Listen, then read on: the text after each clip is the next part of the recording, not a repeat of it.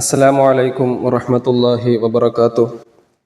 5ാം ക്ലാസ്സിലെ പ്രിയപ്പെട്ട വിദ്യാർത്ഥികളെ, പൊതുപരീക്ഷ വളരെ അടുത്തെത്തിയ ഒരു സാഹചര്യത്തിലാണ് നാം ഉള്ളത്. പ്രിയപ്പെട്ട വിദ്യാർത്ഥികളോട് ആമുഖമായി വളരെ സ്നേഹത്തോടെ ഓർമ്മപ്പെടുത്താനുള്ളത്, നേരത്തെ തന്നെ പൊതുപരീക്ഷയ്ക്ക് വേണ്ടിയുള്ള തയ്യാറെടുപ്പുകൾ നാം നടത്തേണ്ടതുണ്ട്. ഇനിയും പഠിക്കാൻ തുടങ്ങാത്ത വിദ്യാർത്ഥികളുണ്ടെങ്കിൽ ഇന്ന് തന്നെ നിങ്ങളുടെ പഠനം തുടങ്ങി വെക്കേണ്ടതുണ്ട് എന്ന് വളരെ സ്നേഹത്തോടെ ഓർമ്മപ്പെടുത്തുകയാണ്. ഇൻഷാ അല്ലാഹ് ഈ അബു യാസീൻ യൂട്യൂബ് ചാനലിൽ നിങ്ങൾക്ക് വേണ്ട എല്ലാ വിഷയങ്ങളും, ഓരോ വിഷയങ്ങളുടെയും ഫുൾ റിവിഷനുകൾ, 1 മുതൽ അവസാനം വരെയുള്ള പാഠങ്ങളുടെ വിശദമായ വിശദീകരണങ്ങൾ, പഴയ ക്വസ്റ്റ്യൻ പേപ്പർ ചർച്ചകൾ എല്ലാം ഈ ചാനലിൽ നിങ്ങൾക്ക് ലഭ്യമാകും. എല്ലാവർക്കും മനസ്സിലാകുന്ന രൂപത്തിലുള്ള എളുപ്പത്തിലുള്ള അവതരണമായിരിക്കും. ഈ അവസരത്തെ നിങ്ങൾക്ക് ഉപയോഗപ്പെടുത്തുക. നിങ്ങളുടെ കൂട്ടുകാരിലേക്ക് നിങ്ങൾ ഷെയർ ചെയ്തു കൊടുക്കുക. ഇവിടെ ഈ വീഡിയോയിൽ നാം ചർച്ച ചെയ്യുന്നത് തജ്വീദാണ്. തജ്വീദിൻ്റെ ഒരു ഫുൾ റിവിഷനാണ് ഈ വീഡിയോയിൽ നമ്മൾ പറയുന്നത്. ആദ്യം മുതൽ അവസാനം വരെ വിദ്യാർത്ഥികൾ കാണുകയും കൃത്യമായി കാര്യങ്ങൾ പഠിക്കുകയും ചെയ്യണമെന്ന് ആമുഖമായി ഓർമ്മപ്പെടുത്തുകയാണ്. ഒന്നാമത്തെ പാഠം ഫളാഇലു തിലാവ. ഫളാഇൽ എന്ന് പറഞ്ഞാൽ ഫളിൽ, ശ്രേഷ്ഠതകൾ. ഫളാഇൽ എന്ന് പറയുമ്പോൾ ശ്രേഷ്ഠതകൾ. എന്തിൻ്റെ? അത്തിലാവ, പരിശുദ്ധമായ ഖുർആൻ ഓതുന്നതിൻ്റെ ശ്രേഷ്ഠതകൾ. വിശുദ്ധ ഖുർആൻ പഠിക്കലും പഠിപ്പിക്കലും വളരെയേറെ പുണ്യമായ അമലാണ്. നബി സല്ലല്ലാഹു അലൈഹി വസല്ലമ പറയുന്നു, ഖൈറുക്കും മൻ തഅല്ലമൽ ഖുർആന വഅല്ലമഹു.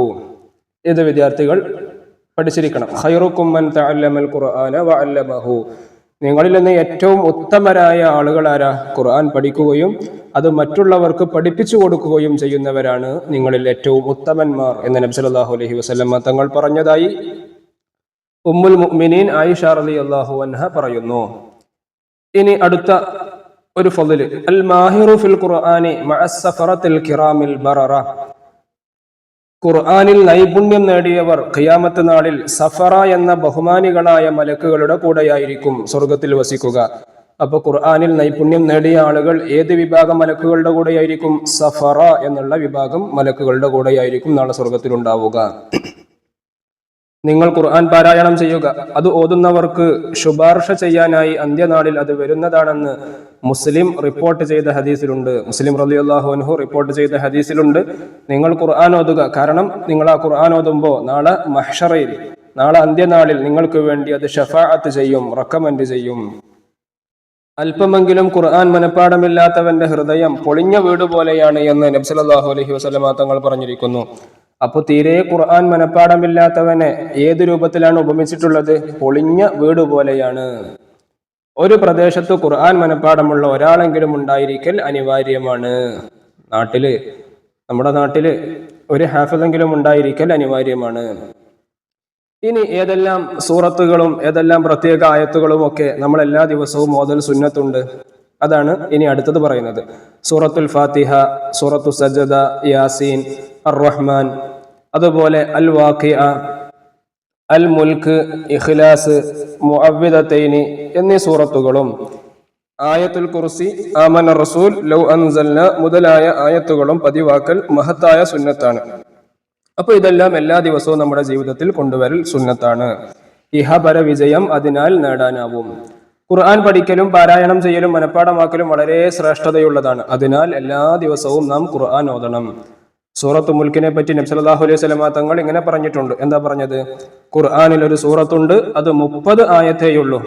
നമ്മളെ തബാറക്കല്ലദീ ബിയദിഹിൽ മുൽക്ക് എന്ന് തുടങ്ങുന്ന സൂറത്തുൽ മുൽക്ക്, ആ സൂറത്തുൽ മുൽക്ക് പതിവാക്കുന്നവരുടെ പാപങ്ങൾ പൊറുക്കപ്പെടുന്നത് വരെ അള്ളാഹുവിനോട് ശുപാർശ ചെയ്യും. അപ്പൊ നമ്മൾ എല്ലാ ദിവസവും തബാറക്ക സൂറത്ത് ഓതിയാൽ നാളെ ആഖിറത്തിൽ നമുക്ക് വേണ്ടി അത് ഷഫാഅത്ത് ചെയ്യും. ഖുർആനുമായി ബന്ധപ്പെടാത്ത ഒരു ദിവസം പോലും നമുക്കുണ്ടാവരുത്. അള്ളാഹു അതിന് നമുക്കെല്ലാം തൗഫീഖ് നൽകട്ടെ. ഇതാണ് ഒന്നാമത്തെ പാഠം. ഇനി അടുത്തത് തദ്രീബാത്താണ്. ഒന്നാമത്തെ ചോദ്യം ഉത്തരം എഴുതാം. പഠിക്കലും പഠിപ്പിക്കലും വളരെ ശ്രേഷ്ഠമുള്ള അമലാണത്. ഏത്? നമ്മൾ ഈ പാഠത്തിന്റെ തുടക്കത്തിൽ പറഞ്ഞു, വിശുദ്ധ ഖുർആൻ പഠിക്കലും പാരായണം ചെയ്യലും വളരെയേറെ പുണ്യമുള്ള അമലാണ്. അപ്പോൾ വിശുദ്ധ ഖുർആൻ. രണ്ടാമത്തത്, ഖുർആൻ ഓതുന്നവൻ സ്വർഗത്തിൽ ആരുടെ കൂടെയാണെന്നാണ് നബി സല്ലല്ലാഹു അലൈഹി വസല്ലം തങ്ങൾ പറഞ്ഞത്? സഫറ എന്ന പ്രത്യേക വിഭാഗം മലക്കുകളുടെ കൂടെയായിരിക്കും നാളെ അവൻ സ്വർഗത്തിൽ ഉണ്ടാവുക. ഒരു പ്രദേശത്ത് ഉണ്ടായിരിക്കൽ അനിവാര്യമാണ്. ആര്? ഖുർആൻ മനപ്പാടമുള്ള ഒരാളെങ്കിലും ഉണ്ടായിരിക്കൽ അനിവാര്യമാണ്. അടുത്തത്, ഖൈറുക്കും ഡാഷ്. നമ്മൾ ആ ഹദീസ് പഠിക്കണം. ഖൈറുക്കും മൻ തഅല്ലമൽ ഖുർആന വഅല്ലമഹു. ഇനി ഡാഷ് പൊളിഞ്ഞ വീട് പോലെയാണ്. ഖുർആൻ ഖൽബിൽ തീരെയില്ലാത്തവൻ, അവന്റെ ഹൃദയം ഏതുപോലെയാണ്? പൊളിഞ്ഞ വീട് പോലെയാണ് എന്ന് നബി സല്ലല്ലാഹു അലൈഹി വസല്ലം തങ്ങൾ പറഞ്ഞു. ഇനി പതിവായി ഓതൽ സുന്നത്തുള്ള സൂറത്തുകളും ആയത്തുകളും നമ്മൾ ഓൾറെഡി പറഞ്ഞു. സൂറത്തുൽ ഫാത്തിഹ, അതുപോലെ സജദ, സൂറത്ത് യാസീൻ, റഹ്മാൻ, വാഖിയ, മുൽക്ക്, ഇതെല്ലാം ദിവസവും ഓതൽ സുന്നത്തുള്ള സൂറത്താണ്. ഇതാണ് ഒന്നാമത്തെ പാഠത്തിൽ നമുക്ക് പഠിക്കാനുള്ളത്. ഇനി അടുത്തത് പാഠം 2, സിഫാത്തുൽ ഹുറൂഫ്, ഹർഫുകളുടെ വിശേഷണങ്ങൾ. നമുക്കറിയാം അറബി അക്ഷരങ്ങൾ 28 അക്ഷരങ്ങളാണ് ആകെയുള്ളത്. ഇവിടെ സിഫാത്ത് കൊണ്ട് ഉദ്ദേശിക്കുന്നത് എന്താ? അറബി അക്ഷരങ്ങൾ അവയുടെ മഖ്റജുകളിൽ നിന്ന്, മഖ്റജ് എന്ന് പറഞ്ഞാൽ എന്താണ്? ഈ അക്ഷരങ്ങൾ പുറപ്പെടുന്ന സ്ഥലം, അതിനാണ് മഖ്റജ് എന്ന് പറയാം. മഖ്റജുകളിൽ നിന്നും പുറപ്പെടുമ്പോൾ ഉണ്ടാവുന്ന ശബ്ദ വ്യത്യാസങ്ങൾക്കാണ് സിഫത്തുകൾ എന്ന് പറയുന്നത്. നമ്മൾ പറഞ്ഞു 28 അക്ഷരങ്ങളാണുള്ളത്. പക്ഷേ 28 മഖ്റജുകളില്ല, 5 മഖ്റജുകളാണുള്ളത്. ഏതൊക്കെയായിരുന്നു? അതൊക്കെ നമ്മൾ നേരത്തെ പഠിച്ചിട്ടുണ്ട്. ഹൽഖ്, അതുപോലെ ലിസാന്, ഷഫത്തൈൻ, ജൗഫ്, ഖൈഷൂം, അല്ലെ, നമ്മുടെ തൊണ്ടയിൽ നിന്ന്, അതുപോലെ നാവിൽ നിന്ന്, ചുണ്ടുകളിൽ നിന്ന്, തരിമൂക്കിൽ നിന്ന്, വായയുടെ ഉൾഭാഗം, ഇതൊക്കെയാണ് മഖ്റജുകൾ. ഈ 5 മഖ്റജുകളിൽ നിന്നായി 28 അക്ഷരങ്ങൾ പുറപ്പെടും. അപ്പൊ ഈ അക്ഷരങ്ങൾ വ്യത്യാസപ്പെടൽ എങ്ങനെയാണ്? ചിലപ്പോൾ ഒരേ മഖ്റജിൽ നിന്ന് തന്നെ ആയിരിക്കും പല അക്ഷരങ്ങളും പുറപ്പെടുക. പിന്നെ എങ്ങനെയാണ് വ്യത്യാസം വരിക? അത് അതിന്റെ സിഫത്തുകൾ കൊണ്ടാണ്, ശബ്ദ വ്യത്യാസങ്ങൾ കൊണ്ടാണ്. അതിനാണ് എന്ത് പറയാ? സിഫത്ത് എന്ന് പറയാ.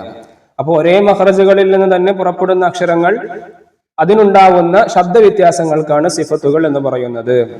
സിഫത്തുകൾ പാലിച്ചുകൊണ്ടാണ് അക്ഷരങ്ങൾ ഉച്ചരിക്കേണ്ടത്. ഒരേ മഖ്റജിൽ നിന്ന് പുറപ്പെടുന്ന വിവിധ അക്ഷരങ്ങൾ സിഫത്തുകൾ കൊണ്ടാണ് വേർതിരിയുന്നത്.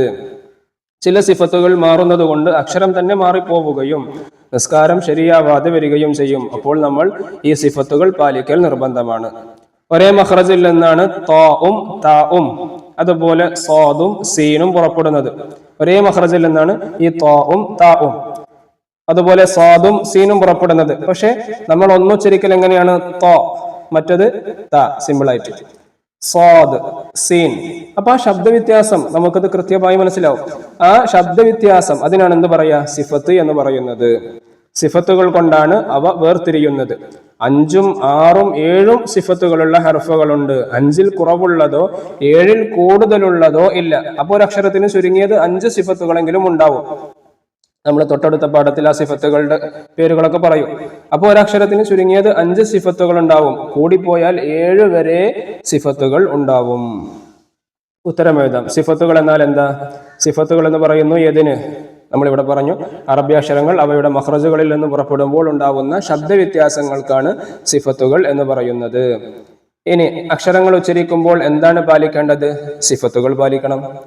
ഒരേ മഖ്റജിൽ നിന്ന് പുറപ്പെടുന്ന അക്ഷരങ്ങൾ വ്യത്യാസമാവുന്നത് എന്തുകൊണ്ടാണ്? സിഫത്തുകൾ കൊണ്ടാണ് അക്ഷരങ്ങൾ വ്യത്യാസമാവുന്നത്. ഇനി അടുത്തത്, ഒരക്ഷരത്തിനുണ്ടാവുന്ന ഏറ്റവും കുറഞ്ഞ സിഫത്തുകൾ എത്രയാണ്? 5. ഒരക്ഷരത്തിന് കൂടിയാൽ എത്ര സിഫത്ത് ഉണ്ടാകും? 7 സിഫത്തുകൾ വരെ ഉണ്ടാകും. ഇനി അടുത്തത് അസിഫാത്തു വൽ ഹുറൂഫ്. നമ്മുടെ 2ാമത്തെ പാഠത്തിന്റെ തുടർച്ചയാണ് 3ാമത്തെ പാഠവും. ഓരോ അക്ഷരങ്ങളുടെയും സിഫത്തുകളും അതുപോലെ അതിന്റെ ഉദ്ദേശങ്ങളൊക്കെയാണ് ഇവിടെ പറയുന്നത്. ഈ ഒരു പട്ടിക വിദ്യാർത്ഥികൾ നിർബന്ധമായും ഇതുപോലെ തന്നെ പഠിച്ചു വെക്കണം. 1ാമത്തെ സിഫത്ത് ഹംസ്. ഹംസ് എന്നുള്ള സിഫത്ത് ഏതെല്ലാം അക്ഷരത്തിനുണ്ടാവും? ഫ, ഹ, സ, ഹ, ഷീൻ, ഖ, സാദ്, സീൻ, കാഫ്, ത. എന്താണ് അതിന്റെ ഉദ്ദേശം? മഖ്റജിൽ ഊന്നൽ ദുർബലമായതിനാൽ ഉച്ചാരണത്തോടൊപ്പം ശ്വാസം പുറത്തുപോവൽ. മഖ്റജിൽ ഊന്നൽ ദുർബലമായതിനാൽ ഉച്ചാരണത്തോടൊപ്പം ശ്വാസം പുറത്തുപോവൽ. അപ്പൊ നമ്മൾ ഈ പറയപ്പെട്ട ഹർഫുകൾ, ഈ ഹംസിന്റെ ഹർഫുകളൊക്കെ ഇങ്ങനെ പറയുന്ന സമയത്ത് ഫ, ഹ, സ എന്നൊക്കെ പറയുന്ന സമയത്ത് എന്ത് ചെയ്യും? ശ്വാസം ഇങ്ങനെ നമ്മളങ്ങനെ കൈ വെച്ചാൽ നമുക്കിങ്ങനെ ഒരു ചെറിയ കാറ്റ് പോലെ അനുഭവപ്പെടാൻ പറ്റും. അത്തരം അക്ഷരങ്ങൾക്കാണ് എന്ത് പറയാ? അത്തരം സിഫത്തിനാണ് എന്ത് പറയാ, ഹംസ് എന്ന് പറയാ. അപ്പൊ ഈ ഹംസ് എന്നുള്ള സിഫത്തിന്റെ കീഴിൽ ഏതെല്ലാം ഹർഫുകൾ വരുന്നുണ്ട്, എന്താണ് അതിന്റെ ഉദ്ദേശം എന്നുള്ളത് ഇതുപോലെ തന്നെ വിദ്യാർത്ഥികൾ പഠിച്ചു വെക്കുക. അടുത്തത് റിഹ്വ്. റിഹ്വ് എന്നുള്ളതിന്റെ അക്ഷരങ്ങൾ തന്നിട്ടുണ്ട്. എന്താണ് അതിന്റെ ഉദ്ദേശം? മഖ്റജിൽ ഊന്നൽ ദുർബലമായതിനാൽ മൃദുവായ ശബ്ദം നടക്കൽ. ഖ, ദ, ഗ, സ, ഹ. അപ്പോൾ ഇവിടെ ഈ റിഹ്വ് അതുപോലെ മഖ്റജ് അതിന്റെ ഉദ്ദേശം എന്താണ് എന്നും വിദ്യാർത്ഥികൾ പഠിക്കുക. ഇനി ഇസ്തിഅലാ. ഇസ്തിഅലാഇന്റെ അക്ഷരങ്ങൾ ഏതൊക്കെയാണ്? ഖാ, സാദ്, ളാദ്, ഗൈന്, താ, ഖാഫ്, ള. ഉച്ചരിക്കുമ്പോൾ ശബ്ദഗതി അണ്ണാക്കിലേക്ക് ഉയരൽ. ഖാ, സാ, ള. നമ്മുടെ ആ ശബ്ദം അങ്ങനെ അണ്ണാക്കിലേക്ക് ഇങ്ങനെ പോകുന്നത് നമുക്ക് ഫീൽ ചെയ്യും. അതിനാണ് ഇസ്തിഅലാ എന്നുള്ള സിഫത്ത് അതിനാണ് പറയുക. ഇനി അടുത്തത് ഇത്ബാഖ്. സാദ്, ളാദ്, താ, ള. അപ്പോ ഓൾറെഡി ഇപ്പൊ നമ്മള് ഹംസിലും അതുപോലെ റിഹ്വിലും ഇസ്തിഅലായിലും ഇത്ബാക്കിലൊക്കെ ഒരേ അക്ഷരങ്ങൾ തന്നെ വീണ്ടും വീണ്ടും ആവർത്തിക്കുന്നുണ്ട്. അതെന്താണെന്ന് വിദ്യാർത്ഥികൾക്ക് കൺഫ്യൂഷൻ ആവണ്ട. നേരത്തെ നമ്മൾ പറഞ്ഞു ഒരക്ഷരത്തിന് ചുരുങ്ങിയത് 5 സിഫത്തുകൾ ഉണ്ടാവും, കൂടി പോയാൽ 7 സിഫത്തുകൾ വരെ ഉണ്ടാകും. അപ്പോ ഒരക്ഷരത്തിന് തന്നെ പല സിഫത്തുകളും ഉണ്ടാകും. എന്താണ് ഇത്ബാക്ക് എന്ന് പറഞ്ഞാൽ? നാവിന്റെ മധ്യഭാഗം അണ്ണാക്കുമായി ചേരൽ. സാദ്, ളാദ്. അപ്പൊ ഇതൊക്കെ പറയുന്ന സമയത്ത് നാവിന്റെ മധ്യഭാഗം അണ്ണാക്കുമായി ഇങ്ങനെ ചേരും. ഇനി കൽക്കലത്ത്. ഖാഫ്, താ, ബാ, ജീം, ദാൽ, ഖുതുബ്, ജദ്. സാക്കിനായാലും ഹർക്കത്തുള്ള പോലെ വ്യക്തമാക്കുക. വഖഫിൽ കൂടുതൽ വ്യക്തമാക്കണം. നമ്മൾ കൃത്യമായിട്ട് ഉദാഹരണം ഖുൽ ഹുവല്ലാഹു അഹദ്. അഹദ് ദാല് കൽക്കലത്തിന്റെ അക്ഷരത്തിൽപ്പെട്ടതല്ലേ. അപ്പൊ അഹദ് എന്ന് തന്നെ എന്ത് ചെയ്യണം? അഹദ് എന്നല്ല, പിന്നെ അഹദ് എന്ന് തന്നെ വ്യക്തമായി ഉച്ചരിക്കണം. അങ്ങനെ വ്യക്തമായി ഉച്ചരിക്കേണ്ട ഹർഫുകളാണ് ഈ 5 അക്ഷരങ്ങൾ. അതിന്റെ ആ സിഫത്തിന്റെ പേരാണ് കൽക്കലത്ത്. അപ്പോൾ വിദ്യാർത്ഥികൾ ഈ ബോക്സ് നിർബന്ധമായും ഇതുപോലെ തന്നെ ബൈഹാർട്ട് ചെയ്യുക. ഇനി ഉത്തരം എഴുതാം. ഹംസ് എന്ന സിഫത്തുള്ള ഹർഫുകൾ ഏതെല്ലാം? ഇവിടെ ഹംസ് എന്നുള്ള സിഫത്തുള്ള ഹർഫുകൾ ഇവിടെ തന്നിട്ടുണ്ട്. ഫ, ഹ, സ തുടങ്ങിയ അക്ഷരങ്ങൾ. ഇനി ഹംസ് എന്നതിന്റെ ഉദ്ദേശം എന്താ? ഇവിടെ തന്നിട്ടുണ്ട്. മഖ്റജിൽ ഊന്നൽ ദുർബലമായതിനാൽ ഉച്ചാരണത്തോടൊപ്പം ശ്വാസം പുറത്ത് പോവൽ. ഇസ്തിഅലാഇന്റെ ഹർഫുകൾ ഏതെല്ലാം? ഇതാ ഈ മൂന്നാമത്തത്. ഇതാണ് ഇസ്തിഅലാഇന്റെ ഹർഫുകൾ. ഖാ, സാദ്, ളാദ്, ഗൈന്, താ, ഖാഫ്, ള. ഇനി ഇസ്തിഅലാഇന്റെ ഉദ്ദേശം എന്താണ്? എന്താണ് ഇസ്തിഅലാ കൊണ്ട് ഉദ്ദേശിക്കുന്നത്? ഉച്ചരിക്കുമ്പോൾ ശബ്ദഗതി അണ്ണാക്കിലേക്ക് ഉയരൽ. ഇസ്തിഅലാഇന്റെ ഹർഫുകളിൽ നിന്ന് ഇത്ബാഖുള്ള ഹർഫുകൾ ഏതെല്ലാം? അപ്പൊ ഇവിടെ നമ്മൾ ശ്രദ്ധിക്കേണ്ടത് ഇസ്തിഅലാഉം ഇത്ബാഖും രണ്ടിലും ആവർത്തിച്ചു വരുന്ന അക്ഷരങ്ങൾ ഏതൊക്കെയാണ് എന്നാണ് ഇവിടെ നോക്കേണ്ടത്. ഇസ്തിഅലായിൽ സാദ് ഉണ്ട്, ഇത്ബാഖിലും സാദ് ഉണ്ട്. അതുപോലെ ളാദ് ഉണ്ട്, ഇവിടെയും ളാദ് ഉണ്ട്. താ, ള. അപ്പോൾ ഈ സാദ്, ളാദ്, താ, ള ഇത് ഇസ്തിഅലായിലും ഇത്ബാഖിലും വരുന്ന അക്ഷരങ്ങളാണ്. ഇനി അടുത്തത് ഉദ്ദേശം എഴുതുക. കൽക്കലത്തിന്റെ ഉദ്ദേശം റിഹ്വ്, ഇത്ബാഖ്. അതെല്ലാം ആ ബോക്സ് നോക്കി വിദ്യാർത്ഥികൾ പഠിക്കുക. ഇനി ഇവിടെ കുറച്ച് ആയത്തുകൾ തന്നിട്ടുണ്ട്. അതിൻ്റെയൊക്കെ ആ താഴെ കൊടുത്ത ആയത്തുകൾ ശ്രദ്ധിക്കുക. അതിൽ ഹംസ്, റിഹ്വ്, ഇസ്തിഅലാ, ഇത്ബാഖ്, കൽക്കലത്ത് എന്നിവയുടെ ഉദാഹരണങ്ങളുണ്ട്. അത് നമ്മൾ എന്ത് ചെയ്യണം? നമ്മളെ പട്ടിക നോക്കിയിട്ട് ഓരോന്നും നമ്മൾ കണ്ടെത്തുക. ഇനി അടുത്തത് അൽ ഹാ ഉ. 4ാമത്തെ പാഠം അൽ ഹാ ഉ. ഹാഇനെ കുറിച്ചാണ് പറയുന്നത്. നമുക്ക് കലിമത്തുകളുടെ അവസാനത്തിൽ വരുന്ന ഹാവുകളെ കുറിച്ച് പഠിക്കാം. താഴെ കൊടുത്ത ഉദാഹരണങ്ങൾ ശ്രദ്ധിക്കുക. അൽ ഖാരിഅ, മൽ ഖാരിഅ ഒരു ഉദാഹരണം. പിന്നെ അതിന്റെ നേരപ്പുറത്തുള്ളത് മാഹിയ. അടുത്തത് ലഹു മാ ഫിസ് സമാവാതി. അങ്ങനെ കുറെ ഉദാഹരണങ്ങൾ ഇവിടെ തന്നിട്ടുണ്ട്. പരിശുദ്ധ ഖുർആനിൽ ഹാവുകൾ വ്യത്യസ്ത രൂപത്തിലുള്ളതുണ്ട്. ആ ഒരു വ്യത്യാസങ്ങളാണ് ഇവിടെ പറയുന്നത്. ഇനി നമുക്കിതിന്റെ വിശദീകരണങ്ങളിലേക്ക് പോകാം. മുകളിൽ കാണിച്ച ഉദാഹരണങ്ങൾ ശ്രദ്ധിച്ചുവല്ലോ. ഒന്നാമത്തെ കള്ളിയിലെ ഹാവുകളെ തഅനീസിന്റെ ഹാ എന്നും, ഏതാ ഒന്നാമത്തെ കള്ളിയിലുള്ളത്? ഇവിടെ കണ്ടോ, അൽ ഖാരിഅതു മൽ ഖാരിഅ, ഹൽ അതാക ഹദീസുൽ ഗാഷിയ, വഫാകിഹത്തിൻ കസീറ, ലാ മഖ്തൂഅത്തിൻ വലാ മംനൂഅ, ആമിലത്തുൻ നാസിബ. അപ്പൊ അതിലെല്ലാം ഉള്ള ഹാതാകൾ, ഇവിടെ ഈ ഹാതാകൾ നമ്മൾ കാണുന്നുണ്ടല്ലോ, അതിന് പറയുന്ന പേരെന്താണ്? തഅനീസിന്റെ ഹാ എന്നാണ് പറയുക. തഅനീസിന്റെ ഹാ. ഈ തഅനീസിന്റെ ഹായിന്റെ പ്രത്യേകത എന്താ? നമ്മളത് കൂട്ടി ഓതുന്ന സമയത്താണെങ്കിൽ അത് താ ആയി മാറും. അൽ ഖാരിഅ. അവിടെ നിർത്തുകയാണെങ്കിൽ അൽ ഖാരിഅ. പക്ഷെ നമ്മൾ കൂട്ടിയതാണെങ്കിലോ അൽ ഖാരിഅതു മൽ ഖാരിഅ. അപ്പോ ആ ഹ താ അത് നമ്മൾ എന്ത് ചെയ്യണം? തായിന്റെ സൗണ്ടിൽ ഉച്ചരിച്ച് കൂട്ടി ഓതുമ്പോൾ അങ്ങനെയാണ് ഓതേണ്ടത്. അപ്പൊ അതിനാണ് തഅനീസിന്റെ താ എന്ന് പറയാ.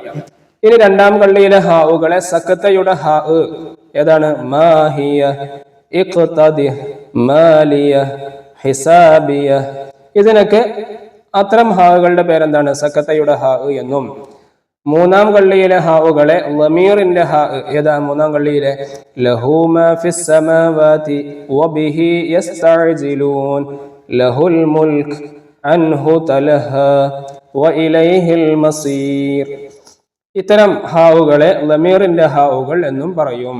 അപ്പൊ 3 ടൈപ്പ് ഹാവുകളാണുള്ളത്. ഒന്ന് തഅനീസിന്റെ ഹാ, അതുപോലെ സക്കത്തയുടെ ഹാ, ലമീറിന്റെ ഹാ.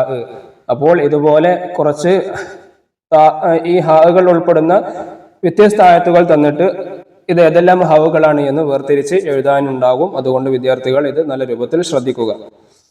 തഅനീസിന്റെ ഹായിനെ ചേർത്തി ഓതുമ്പോൾ താ ആയിട്ടും അതിന്മേൽ വഖഫ് ചെയ്യുമ്പോൾ ഹാ ആയിട്ടും ഉച്ചരിക്കണം. നമ്മൾ പറഞ്ഞു അൽ ഖാരിഅതു മൽ ഖാരിഅ. അപ്പോൾ ഇവിടെ ഈ അൽ ഖാരിഅതു എന്ന് നമ്മൾ കൂട്ടി ഓതുന്ന സമയത്ത് താ ആയിട്ട് പറയണം. നേരെ മറിച്ച് നമ്മൾ അവിടെ അൽ ഖാരിഅ എന്ന് സ്റ്റോപ്പ് ചെയ്യുകയാണെങ്കിലോ അത് ഹാ ആയിട്ട് പറയണം. അൽ ഖാരിഅ മൽ ഖാരിഅ. ആ രൂപത്തിൽ കൂട്ടി ഓതുമ്പോൾ അത് താ ആയിട്ട് നമ്മൾ ഉച്ചരിക്കണം. ഇനി സക്കത്തയുടെ ഹാ ഇനി എപ്പോഴും സുക്കൂനായിരിക്കും. സക്കത്തയുടെ ഹാ എന്ന് പറഞ്ഞാൽ രണ്ടാമത്തത് മാഹിയ, ഇഖ്തദി, മാലിയ. അതിനെപ്പോഴും അവസാനത്തിൽ സുക്കൂനായിരിക്കും.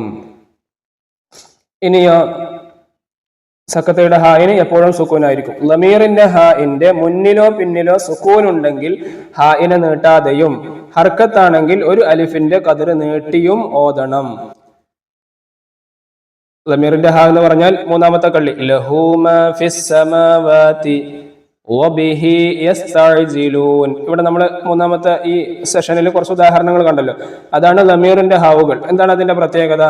അതിന്റെ മുന്നിലോ പിന്നിലോ സുക്കൂൻ ഉണ്ടെങ്കിൽ ഹായിനെ നീട്ടാതെയും. ഇവിടെ മൂന്നാമത്തെ ഒരു ഉദാഹരണം നോക്കുക. ലഹുൽ മുൽക്ക്, ലഹുൽ മുൽക്ക്. അപ്പൊ ഹു കഴിഞ്ഞിട്ട് ശേഷം സുക്കൂനാണ്. അപ്പൊ നമ്മൾ ലഹൂൽ അങ്ങനെ നീട്ടാൻ പാടില്ല. അപ്പൊ മുന്നിലോ പിന്നിലോ അതിന്റെ നേരെ താഴെയുള്ളത് കണ്ടോ? അൻഹു, അൻഹു തലഹ, അൻഹു തലഹ. അങ്ങനെ നീട്ടി ഓതാൻ പാടില്ല. അപ്പോ ഈ ലമീറിന്റെ ഹാഇന്റെ മുന്നിലോ പിന്നിലോ സുക്കൂൻ ഉണ്ടെങ്കിൽ നമ്മൾ നീട്ടാതെയും. ഇനി സുക്കൂൻ ഇല്ലെങ്കിൽ എന്ത് ചെയ്യണം? നമ്മൾ ഒരു അലിഫിന്റെ സൈസ് നീട്ടുക. ഫസ്റ്റത്തെ ഉദാഹരണം കണ്ടോ? ലഹു മാ ഫിസ് സമാവാതി. അവിടെ ലഹു മാ ഫിസ് സമാവാതി എന്നല്ല, പിന്നെ ലഹു കുറച്ച് നീട്ടണം, ഒരു അലിഫിന്റെ സൈസ് നീട്ടണം. അങ്ങനെയാണ് ഈ ലമീറിന്റെ ഹാ നമ്മൾ ഓതേണ്ടത്. അപ്പൊ ചുരുക്കത്തിൽ 3 തരം ഹാവുകൾ. ഒന്ന് തഅനീസിന്റെ ഹാ, രണ്ടാമത്തത് സക്കത്തയുടെ ഹാ, മൂന്നാമത്തത് ലമീറിന്റെ ഹാ. ഓരോന്നിലുമുള്ള വ്യത്യാസങ്ങൾ വിദ്യാർത്ഥികൾക്ക് മനസ്സിലായിട്ടുണ്ടാകും എന്ന് കരുതുന്നു. നിർബന്ധമായും നിങ്ങൾ പാഠങ്ങൾ ആവർത്തിച്ച് വായിക്കണമെന്ന് സാന്ദർഭികമായി ഓർമ്മപ്പെടുത്തുകയാണ്. എല്ലാ ഹാവുകളുടെയും പദത്തിന്റെ അവസാനത്തിലാണ്, എല്ലാ ഹാവുകളും പദത്തിന്റെ അവസാനത്തിലാണ് വരിക. ഇനി ഉത്തരം എഴുതാം. പദത്തിന്റെ അവസാനത്തിൽ വരുന്ന ഹാവുകൾ ഏതെല്ലാം? 3 ഹാവുകൾ പറഞ്ഞു. തഅനീസിന്റെ ഹാ, സക്കത്തയുടെ ഹാ, ലമീറിന്റെ ഹാ. ഹാ തഅനീസിനെ ചേർത്തി ഓതുമ്പോൾ എങ്ങനെ ഓതണം? താ ആയിട്ട് ഓതണം. അൽ ഖാരിഅതു മൽ ഖാരിഅ. അപ്പൊ താ ആയിട്ട് ഓതണം.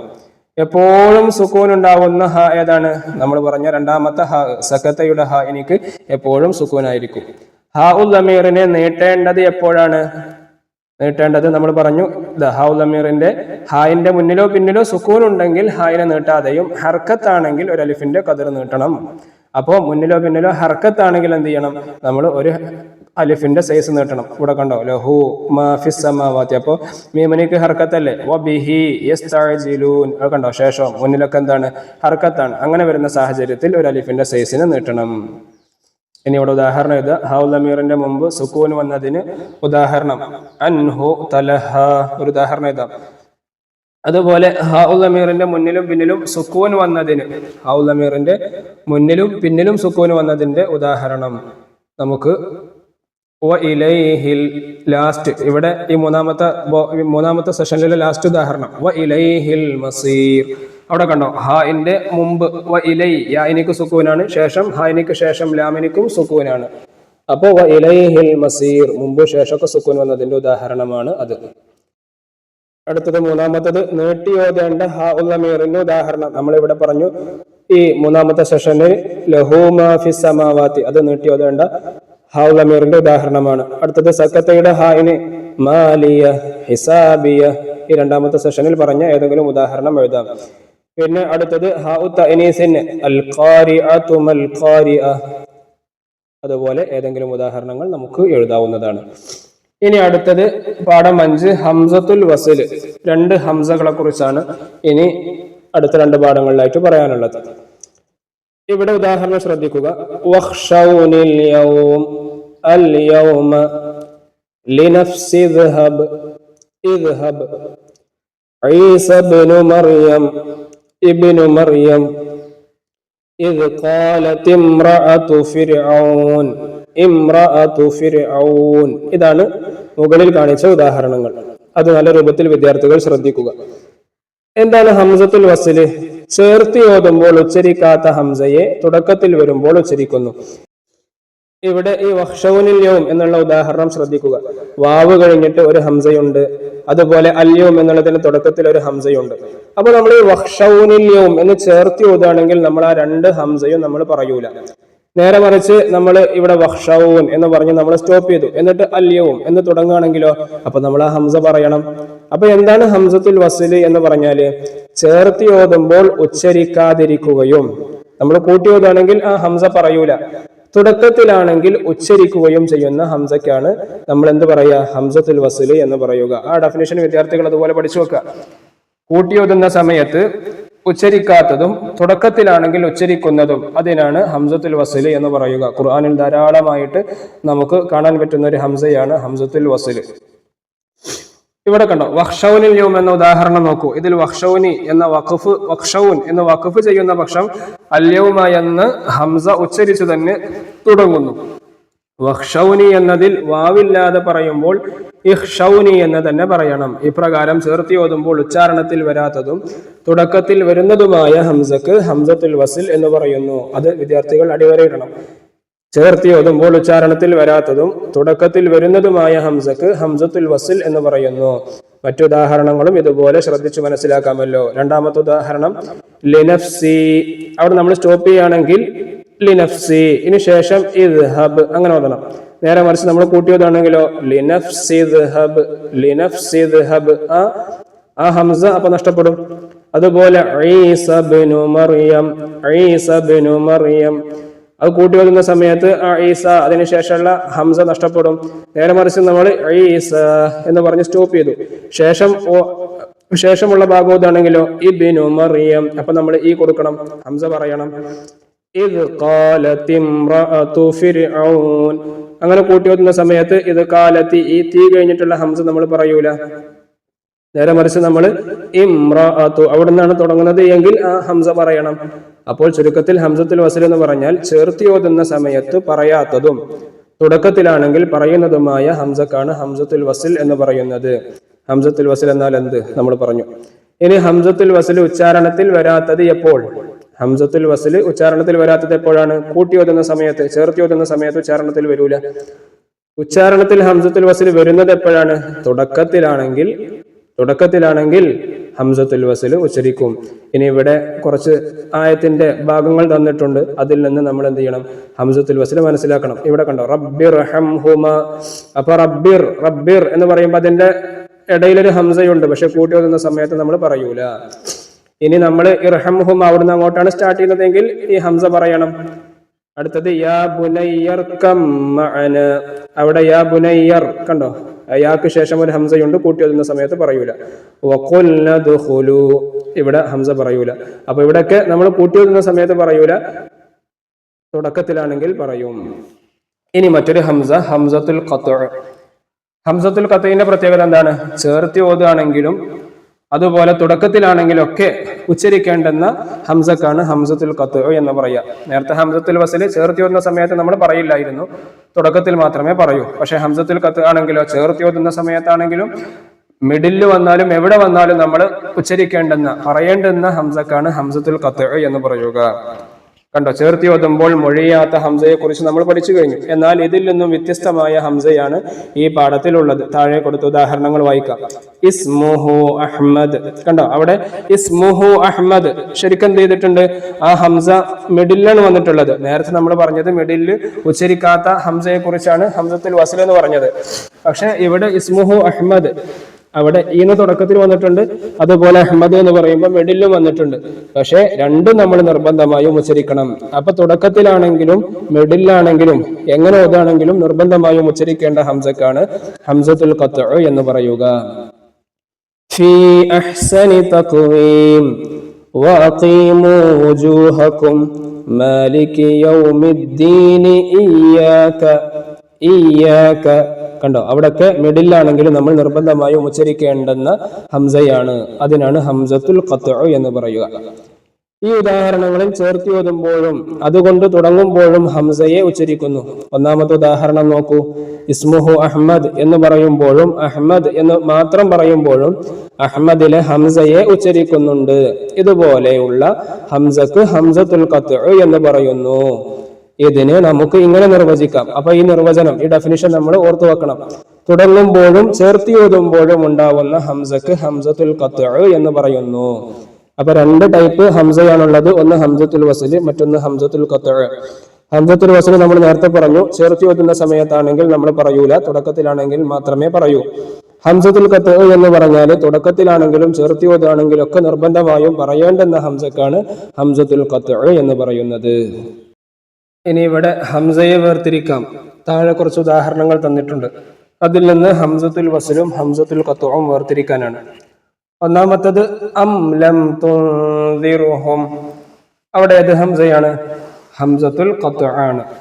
അം അം അം ലം തുൻദിറുഹും എന്ന് പറയുമ്പോൾ ഹംസത്തുൽ ഖത്ഉ. അടുത്തത് ഇദാ ജാഅ നസ്റുല്ലാഹി. അവിടെയും ഏതാണ്? ഹംസത്തുൽ ഖത്ഉ ആണ്. ഇദാ നമ്മൾ നിർബന്ധമായും പറയേണ്ടുന്ന ഹംസയാണ്. ഇനി റബ്ബന ഇഫ്തഹ്. അപ്പൊ നാ കഴിഞ്ഞിട്ടുള്ള ഇഫ്തഹ്, അവിടെ ഒരു ഹംസ ഉണ്ടല്ലോ. പക്ഷെ അത് നമ്മൾ കൂട്ടി വരുന്ന സമയത്ത് നമ്മൾ പറയൂല റബ്ബന ഇഫ്തഹ്. അപ്പൊ കൂട്ടി വരുമ്പോൾ പറയാത്ത ഹംസ ഏതാണ്? ഹംസത്തുൽ വസ്ലാണ്. ഇനി അൽ ഖാരിഅതു മൽ ഖാരിഅ, അതേതാണ്? ഹംസത്തുൽ വസ്ലാണ്. ഇപ്പൊ നമ്മൾ ബിസ്മില്ലാഹിർ റഹ്മാനിർ റഹീമിൽ ഖാരിഅ കൂട്ടി വരുന്ന സമയത്ത് നമ്മൾ ഹംസ പറയൂല. അതിനാണ് ഹംസത്തുൽ വസ്ൽ എന്ന് പറയുന്നത്. ഖുൽ അഊദു ബിറബ്ബിൽ ഫലക്, അതേതാണ്? ഹംസത്തുൽ ഖത്ഉ ആണ്. ഖുൽ അഊദു മിഡിലാണെങ്കിലും നമ്മളത് പറയണം. അൽഹംദുലില്ലാഹി, അതേതാണ്? ഹംസത്തുൽ വസ്ലാണ്. അപ്പൊ ബിസ്മിയും അൽഹംദു കൂട്ടിയതാണെങ്കിലോ ബിസ്മില്ലാഹിർ റഹ്മാനിർ റഹീമിൽ ഹംദുലില്ലാഹി, അങ്ങനെയാണ് നമ്മൾ ഓതുക. അപ്പൊ നമ്മൾ ആ ഹംസ പറയൂല. അപ്പൊ അൽഹംദുലില്ലാഹി എന്നുള്ളതിലെ ഹംസ ഹംസത്തുൽ വസ്ലാണ്. അൻഅംത അലൈഹിം, അവിടെ ഏതാണ്? ഹംസത്തുൽ ഖത്ലാണ്. ഇതുപോലെ ഓരോ ഉദാഹരണങ്ങൾ തന്നാലും അതിലെ ഹംസത്തുൽ വസ്ലും ഹംസത്തുൽ ഖത്ഉം നമുക്ക് വേർതിരിക്കാൻ സാധിക്കണം. ഇനി അടുത്തത് പാഠം 7 അൽ വഖഫ്. എന്താണ് വഖഫ് എന്ന് പറഞ്ഞാൽ? ഖുർആൻ പാരായണം ചെയ്യുന്നവന് വഖഫ് ചെയ്യുന്നതിനെ കുറിച്ച് അറിവുണ്ടായിരിക്കണം. ഇനി വഖഫിന്റെ ഡെഫിനിഷൻ പറയാണ്. ഖുർആൻ ഓതിക്കൊണ്ടിരിക്കുമ്പോൾ ശ്വാസം വിടാൻ വേണ്ടി കലിമത്തിന്റെ അവസാനത്തിൽ നിർത്തുന്നതിനാണ് വഖഫ് എന്ന് പറയുന്നത്. അപ്പൊ ഖുർആൻ ഓതിക്കൊണ്ടിരിക്കുമ്പോൾ ശ്വാസം വിടാൻ വേണ്ടി കലിമത്തിന്റെ അവസാനത്തിൽ, ഒരു പദത്തിന്റെ അവസാനത്തിൽ നിർത്തുന്നതിനാണ് വഖഫ് എന്ന് പറയുന്നത്.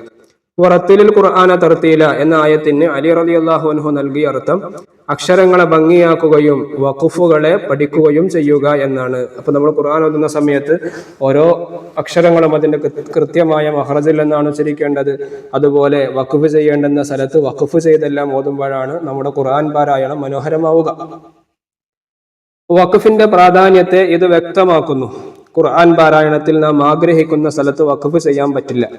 വഖഫ് ചെയ്യാനും തുടങ്ങാനും സ്ഥലം യോജിച്ചതാണോ എന്ന് തീരുമാനിക്കുന്നത് കലാമിന്റെ മഅനയും ഘടനയും അനുസരിച്ചാണ്. അപ്പൊ അർത്ഥവ്യത്യാസം വരുന്ന രൂപത്തിൽ നമ്മൾ ഖുർആൻ ഓതാൻ പാടില്ല, നിർത്താൻ പാടില്ല. അപ്പോ അർത്ഥത്തിന് കോട്ടം വരാത്ത രൂപത്തിലാണ് നമ്മൾ നിർത്തേണ്ടത്. ഇനി അർത്ഥം അറിയാത്തവർക്കോ, അവർക്ക് വഖഫ് ചെയ്യാൻ ഖുർആനിൽ ചില പ്രത്യേക അടയാളങ്ങൾ കൊടുത്തിട്ടുണ്ട്. അവ നോക്കി വഖഫ് ചെയ്യാം. വഖഫ് ചെയ്യുമ്പോൾ വഖഫ് ചെയ്യപ്പെടുന്ന അക്ഷരത്തിന് എപ്പോഴും സുക്കൂന് ചെയ്യണം. അപ്പൊ സുക്കൂനാക്കിക്കൊണ്ടാണ് നമ്മൾ എപ്പോഴും വഖഫ് ചെയ്യേണ്ടത്. ഇനി അവസാന അക്ഷരത്തിന് തൻവീൻ ഉണ്ടെങ്കിൽ കസ്റ് തൻവീനിനെയും ലമ്മ് തൻവീനിനെയും കളയണം. ഉദാഹരണം കണ്ടോ, ഖുൽ ഹുവല്ലാഹു അഹദുൻ എന്നാണ് അവിടെ ശരിക്കുള്ളത്. അവിടെ ദാലിനിക്ക് തൻവീൻ ലമ്മാണുള്ളത്. അവിടെ നമ്മൾ വഖഫ് ചെയ്യുമ്പോൾ അഹദ് അഹദ് എന്ന് ഓതണം. അതിനെ കളഞ്ഞ് നമ്മൾ സുക്കൂനാക്കണം. വലയാലിൻ അശ്രിൻ എന്നാണ് ശരിക്കുള്ളത് ഉദാഹരണത്തിൽ, അല്ലെ? അശ്രിൻ എന്നാണ് ശരിക്കും അവിടെ ഹർക്കത്തുള്ളത്. പക്ഷെ നമ്മൾ ആ റായിനിക്കുള്ള തൻവീൻ കസറിനെ കളഞ്ഞ് സുക്കൂനാക്കണം. അഷർ അഷർ എന്നാണ് ഓതേണ്ടത്. ഫതഹ് തൻവീൻ ആണെങ്കിൽ അലിഫായി മറിച്ച് ഒരു അലിഫിന്റെ കതിർ നീട്ടി ഉച്ചരിക്കണം. ഉദാഹരണം കണ്ടോ, ഫായിനിക്ക് തൻവീൻ ഫതഹാണ്, ഒരു അലിഫുണ്ട്. അപ്പൊ നമ്മൾ എന്ത് ചെയ്യണം? ഒരു അലിഫിന്റെ സൗണ്ടിൽ ആ സൗണ്ടിൽ നമ്മൾ സ്റ്റോപ്പ് ചെയ്യണം. സഫ, ഇവിടെ സഫൻ എന്നത് സഫ എന്ന് ഉച്ചരിക്കണം. അപ്പൊ വഖഫ് ചെയ്യുമ്പോൾ എപ്പോഴും സുക്കൂനായിരിക്കും. ആ അവസാനത്തെ അക്ഷരത്തിന് തൻവീൻ ലമ്മോ തൻവീൻ കസറോ എന്താണെങ്കിലും അതിനെ മാറ്റിയിട്ട് സുക്കൂനാക്കണം. അവസാനത്തിൽ തൻവീൻ ഫതഹും അവസാനത്തിൽ ഫതഹ് തൻവീനാണ്. അങ്ങനെയാണെങ്കിൽ അതിനെ അലിഫായി മറിച്ച് ഒരു അലിഫിന്റെ കതിർ നീട്ടി നമ്മൾ ഉച്ചരിക്കണം. ഇങ്ങനെയാണ് വഖഫ് ചെയ്യുമ്പോൾ ശ്രദ്ധിക്കാനുള്ള കാര്യങ്ങൾ. ഇനി ഹാത്ത ആണ് അവസാന അക്ഷരമായി വന്നതെങ്കിൽ ഫതഹ് തൻവീനാണെങ്കിലും അതിനെ കളയുകയാണ് ചെയ്യേണ്ടത്. നമ്മൾ ഹാത്തായിൽ അവസാനിക്കുന്ന വാക്കുകൾ അൽ ഖാരിഅ അൽ ഖാരിഅ അങ്ങനെ അവസാനത്തിൽ ഹാത്ത ആണ് വരുന്നത് എങ്കിൽ നമ്മൾ അതിനെ കളഞ്ഞുകൊണ്ടാണ് സ്റ്റോപ്പ് ചെയ്യേണ്ടത്, നിർത്തേണ്ടത്. ഇനി അടുത്തത് ശ്വാസം വിടാതെ അല്പം മടങ്ങി ഓതൽ തുടരുന്നതിന് സക്കത്ത എന്ന് പറയും. 4 സ്ഥലങ്ങളിലാണ് സക്കത്ത ചെയ്യേണ്ടത്. എന്താണ് സക്കത്ത എന്ന് പറഞ്ഞാല്, നമ്മൾ ഖുർആൻ ഓതുന്ന സമയത്ത് ചില സ്ഥലങ്ങളിൽ ഒന്ന് നിർത്തുക. 4 സ്ഥലങ്ങളാണ് ഖുർആനിൽ ആകെയുള്ളത് സക്കത്തയുടെ. അപ്പൊ ഓതുന്ന സമയത്ത് ജസ്റ്റ് ഒന്ന് നിർത്തിയിട്ട് അതേ ശ്വാസത്തിൽ തന്നെ നമ്മുടെ ഓത്തിനെ കണ്ടിന്യൂ ചെയ്യാം. അതിനാണ് സക്കത്ത എന്ന് പറയാം. 4 സ്ഥലങ്ങളിലാണ് സക്കത്തയുള്ളത്. ഒന്നാമത്തത് അൽ കഹ്ഫിൽ വലം യജ്അൽ ലഹു ഇവജ, വലം യജ്അൽ ലഹു ഇവജ. ഇവിടെ ഇവജ ഖയ്യിമ, ഇവിടെയാണ് സക്കത്ത് വരുന്നത്. അപ്പോ യഥാർത്ഥത്തിൽ അൽ കഹ്ഫിൽ ഈ വലം യജ്അൽ ലഹു ഇവജ അത് ഒന്നാമത്തെ ആയത്തിന്റെ അവസാനമാണ്. നമുക്ക് അവിടെ സ്റ്റോപ്പ് ചെയ്യാം. ഇനി ഖയ്യിമൻ ലിയുൻദിറ എന്നുള്ളത് 2ാമത്തെ ആയത്തിന്റെ സ്റ്റാർട്ടിംഗ് ആണ്. ആ രൂപത്തിൽ വേണമെങ്കിൽ ഓതാം. പക്ഷെ ഇവിടെ കൂട്ടി ഓതുന്ന സമയത്ത് ഇവജ എന്നുള്ളിടത്ത് എന്ത് വരും? ഒരു സക്കത്ത് വരും. അപ്പൊ ഇവിടെ നമ്മൾ ഖുർആനിൽ ഒരു സീൻ എന്നുള്ള കാണാൻ പറ്റും. ആ സീനിന്റെ അർത്ഥം എന്താ? അവിടെ നമ്മൾ സക്കത്ത് ചെയ്യണം എന്നാണ്. അപ്പോ അപ്പൊ നമ്മൾ ഓതുന്ന സമയത്ത് അങ്ങനെയാണ് ഓതേണ്ടത്. ഇവജ എന്ന് പറഞ്ഞിട്ട് ജസ്റ്റ് ഒന്ന് സ്റ്റോപ്പ് ചെയ്യുക, എന്നിട്ട് അതേ ശ്വാസത്തിൽ തന്നെ ഖയ്യിമ എന്ന് പറഞ്ഞ് തുടങ്ങുക. അതിനാണ് സക്കത്ത് എന്ന് പറയാം. യാസീനിലെ അപ്പൊ മിമ്മർഖദിന എന്ന് പറഞ്ഞിട്ട് എന്ത് ചെയ്യണം? ഒന്ന് സ്റ്റോപ്പ് ചെയ്യാം, എന്നിട്ട് ഹാദ എന്ന് അതേ ശ്വാസത്തിൽ തന്നെ തുടരുക. സൂറത്തുൽ ഖിയാമയിൽ വഖീല മൻ റാഖ്, ഇവിടെ കണ്ടോ മൻ കഴിഞ്ഞിട്ട് ജസ്റ്റ് ഒന്ന് സ്റ്റോപ്പ് ചെയ്യുക, അതേ ശ്വാസത്തിൽ തന്നെ വീണ്ടും തുടരുക. മൻ റാഖ്. ഇനി കല്ലാ ബൽ റാന, കല്ലാ ബൽ റാന, ബൽ കഴിഞ്ഞിട്ട് ഒന്ന് സക്കത്ത് ചെയ്യുക, പിന്നെ അതേ ശ്വാസത്തിൽ തന്നെ വീണ്ടും ഓതുക. ബൽ റാന ആ രൂപത്തിൽ. ഇതിനാണ് സക്കത്ത എന്ന് പറയുന്നത്. ഖുർആനിൽ 4 സ്ഥലങ്ങളിലാണ് ഇങ്ങനെയുള്ളത്. ഇനി ഇവിടെ ഉത്തരം പറയാം. വഖഫ് എന്നാൽ എന്ത്? വഖഫ് എന്നാൽ എന്താ? നമ്മൾ ഈ പാഠത്തിന്റെ തുടക്കത്തിൽ അതിന്റെ ഡെഫിനിഷൻ പറഞ്ഞിട്ടുണ്ട്. ഖുർആൻ ഓതിക്കൊണ്ടിരിക്കുമ്പോൾ ശ്വാസം വിടാൻ വേണ്ടി ഈ ഭാഗം വിദ്യാർത്ഥികൾ പഠിച്ചിരിക്കുക. വഖഫ് എന്ന് പറഞ്ഞാൽ ഖുർആൻ ഓതിക്കൊണ്ടിരിക്കുമ്പോൾ ശ്വാസം വിടാൻ വേണ്ടി കലിമത്തിന്റെ അവസാനത്തിൽ നിർത്തുന്നതിനാണ് വഖഫ് എന്ന് പറയുന്നത്. ഇനി 2ാമത്തെ ക്വസ്റ്റ്യൻ, വറത്തിലുൽ ഖുർആന തർത്തീല എന്ന ആയത്തിന് അലി റളിയല്ലാഹു അൻഹു നൽകിയ അർത്ഥം എന്താ? അക്ഷരങ്ങളെ, ഇവിടെ നമ്മൾ പറഞ്ഞിട്ടുണ്ട്, അക്ഷരങ്ങളെ ഭംഗിയാക്കുകയും വഖഫുകളെ പഠിക്കുകയും ചെയ്യുക. ഇതാണ് ഈ വറത്തിലുൽ ഖുർആന തർത്തീല എന്നുള്ള ആയത്തിന് മഹാനായ അലി റളിയല്ലാഹു അൻഹു നൽകിയ അർത്ഥം. ഇനി അടുത്തത്, വഖഫ് ചെയ്യാൻ പറ്റുമോ എന്ന് നോക്കുന്നത് എന്തിന്റെ അടിസ്ഥാനത്തിലാണ്? അത് നമ്മളിവിടെ പറഞ്ഞിട്ടുണ്ട്. ആ കലിമത്തിന്റെ ഘടന ഇവിടെ നമ്മൾ പറഞ്ഞിട്ടുണ്ട്. വഖഫ് ചെയ്യാനും തുടങ്ങാനും സ്ഥലം യോജിച്ചതാണോ എന്ന് തീരുമാനിക്കുന്നത് കലാമിന്റെ മഅനയും ഘടനയും അനുസരിച്ചാണ്. അപ്പൊ അതിന്റെ അർത്ഥവും ഘടനയും അനുസരിച്ചാണ് വഖഫ് ചെയ്യാൻ പറ്റുമോ ഇല്ലേ എന്ന് നമ്മൾ തീരുമാനിക്കേണ്ടത്. അർത്ഥവ്യത്യാസം വരുന്ന രൂപത്തിൽ നമ്മൾ വഖഫ് ചെയ്യാൻ പാടില്ല എന്ന് ചുരുക്കം. അർത്ഥം അറിയാത്തവർക്ക് വഖഫ് ചെയ്യാനുള്ള മാർഗം എന്താ? ഖുർആനിൽ ചില അടയാളങ്ങളുണ്ട്, അതനുസരിച്ചാണ് വഖഫ് ചെയ്യേണ്ടത്. ഇൻഷാ അല്ലാഹ് അടുത്ത പാഠത്തിൽ ആ സിംബലുകൾ, ആ അടയാളങ്ങളാണ് നമുക്ക് പറയാനുള്ളത്. ഇനി അടുത്തത് പാഠം 8, വഖഫിന്റെ അടയാളങ്ങളും വ്യാഖ്യാനങ്ങളും. ഇവിടെ ഓർമ്മപ്പെടുത്താനുള്ളത്, ഈ പാഠവും ഇതിലുള്ള ഈ ബോക്സ് വിദ്യാർത്ഥികൾ ഇതുപോലെ അറിഞ്ഞിരിക്കണം. പരിശുദ്ധ ഖുർആനിൽ കാണുന്ന വ്യത്യസ്തമായ അടയാളങ്ങളാണ്. ആ ഓരോ അടയാളങ്ങളും എന്തിനെയാണ് സൂചിപ്പിക്കുന്നത് എന്നാണ് ഇവിടെ പറയുന്നത്. നേരത്തെ നമ്മൾ വഖഫിന്റെ പാഠത്തെ പരിചയപ്പെട്ടു. ഇനി അർത്ഥമറിയാത്തവർക്ക് എങ്ങനെയാണ് വഖഫ് ചെയ്യേണ്ടത്? അത് ഖുർആനിൽ ചില അടയാളങ്ങളുണ്ട്, ആ അടയാളങ്ങൾ നോക്കിയാണ് വഖഫ് ചെയ്യേണ്ടത് എന്ന് നമ്മൾ പറഞ്ഞല്ലോ. അപ്പോൾ ആ അടയാളങ്ങളെ കുറിച്ചാണ് ഇവിടെ പറയുന്നത്. ഒന്നാമതായിട്ട് കണ്ടോ, ഒരു റൗണ്ട്.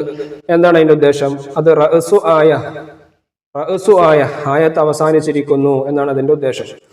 മറ്റേത് ഖില, രണ്ടാമത്തത് ഖില. എന്താണ് അതിന്റെ ഉദ്ദേശം? അൽ വഖഫു ഔല, വഖഫ് ചെയ്യാനാണ് ഏറ്റവും നല്ലത്. അപ്പൊ ഖില എന്നുള്ള സ്ഥലം നമ്മൾ ഓതുമ്പോ കാണുമ്പോൾ അവിടെ നമുക്ക് നിർത്താം. പിന്നെ വഖഫ് മുത്ലഖ്, വഖഫ് ചെയ്യലാണ് നല്ലത്. പിന്നെ മീം വഖഫ് ലാസിം, വഖഫ് നിർബന്ധം. അടുത്തത് ജീം വഖഫ് ജായിസ്, വഖഫ് ചെയ്യലും ചെയ്യാതിരിക്കലും സമം. പിന്നെ സില അൽ വസുലു ഔല, ചേർത്തി ഓതലാണ് ഏറ്റവും നല്ലത്. വഖഫ് മുജവ്വസ്, ചേർത്തി ഓതലാണ് നല്ലത്. ഖാഫ് ഖീല അലൈഹിൽ വഖഫു, നിർത്താമെന്ന് അഭിപ്രായമുണ്ട്.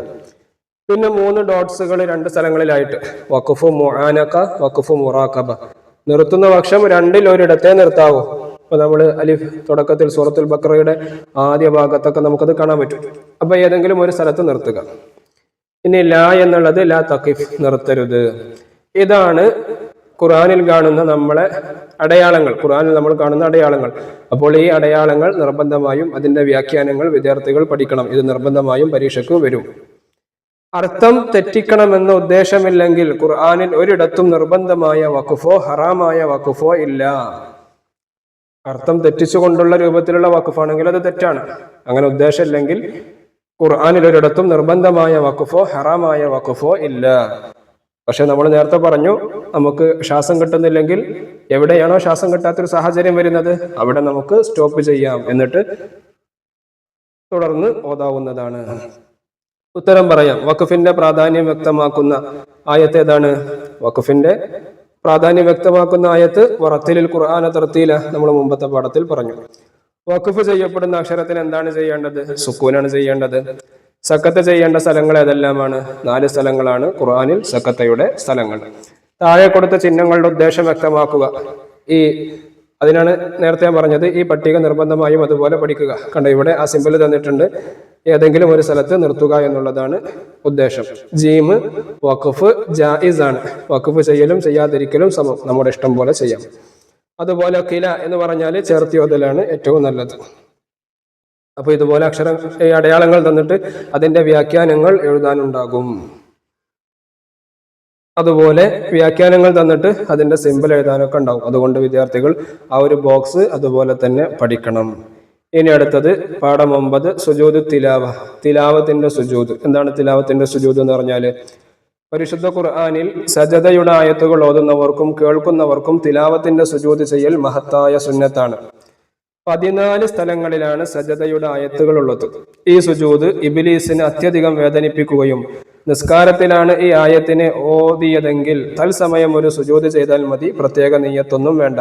അപ്പൊ ഖുർആൻ ഓതുന്ന സമയത്ത് ഈ സജദയുടെ ആയത്തുകൾ വരികയാണെങ്കിൽ ആ ആയത്ത് ഓതുന്നവനിക്കും കേൾക്കുന്നവനിക്കും ഒക്കെ ഒരു സുജൂദ് ചെയ്യൽ സുന്നത്താണ്. അതിനാണ് സുജൂദ് തിലാവ എന്ന് പറയാം. അപ്പോൾ ഒരാൾ നിസ്കാരത്തിലാണ് ഇത് ഓതുന്നത് എങ്കിൽ ഫാത്തിഹ ഓതിയതിനു ശേഷം, നിസ്കാരത്തിൽ ഫാത്തിഹ ഓതിയതിനു ശേഷം നമ്മൾ സൂറത്ത് ഓതുമല്ലോ. ഉദാഹരണം, വെള്ളിയാഴ്ച സുബഹിക്ക് അലിഫ് ലാം മീം സജദ എന്നുള്ള സൂറത്ത് ഓതൽ സുന്നത്താണ്, സജദ ഓതൽ സുന്നത്താണ്. ആ സജദയിൽ ഇതുപോലെ ഈ തിലാവത്തിന്റെ ഈ സജദയുടെ ആയത്ത് വരുന്നുണ്ട്. അപ്പോൾ ആ ആയത്ത് ഓതുന്ന സമയത്ത് എന്ത് ചെയ്യുക? ആയത്ത് ഓതിയതിനു ശേഷം നേരെ സുജൂദിലേക്ക് പോവാണ് വേണ്ടത്, പ്രത്യേക നിയ്യത്തൊന്നുമില്ല. അപ്പൊ നിസ്കാരത്തിലാണെങ്കിൽ ഈ സുജൂദിന്റെ രൂപം അങ്ങനെയാണ്. ഇനി നിസ്കാരത്തിലല്ലെങ്കിലോ, നമ്മൾ നിസ്കാരത്തിലൊന്നുമല്ല, ചുമ്മാ നമ്മൾ ഖുർആൻ ഓതാണ്, അങ്ങനെ ഓതുന്ന സമയത്താണ് ഈ സജദയുടെ ആയത്ത് വന്നതെങ്കിലോ അതിന് ചില ഫർളുകളൊക്കെ ഉണ്ട്, അത് നമ്മൾ താഴെ പറയും. കണ്ടോ, നിസ്കാരത്തിലല്ലെങ്കിൽ ശുദ്ധിയുണ്ടായിരിക്കലും, കിബിലക്ക് നേരിടലും, ഔറത്ത് മറക്കലും, ഞാൻ തിലാവത്തിന്റെ സുജൂദ് ചെയ്യുന്നു എന്ന് നിയ്യത്ത് ചെയ്യലും തക്ബീറത്തുൽ ഇഹ്റാമും സുജൂദിൽ നിന്ന് എഴുന്നേറ്റ് ഒരു സലാം വീട്ടലും നിർബന്ധമാണ്.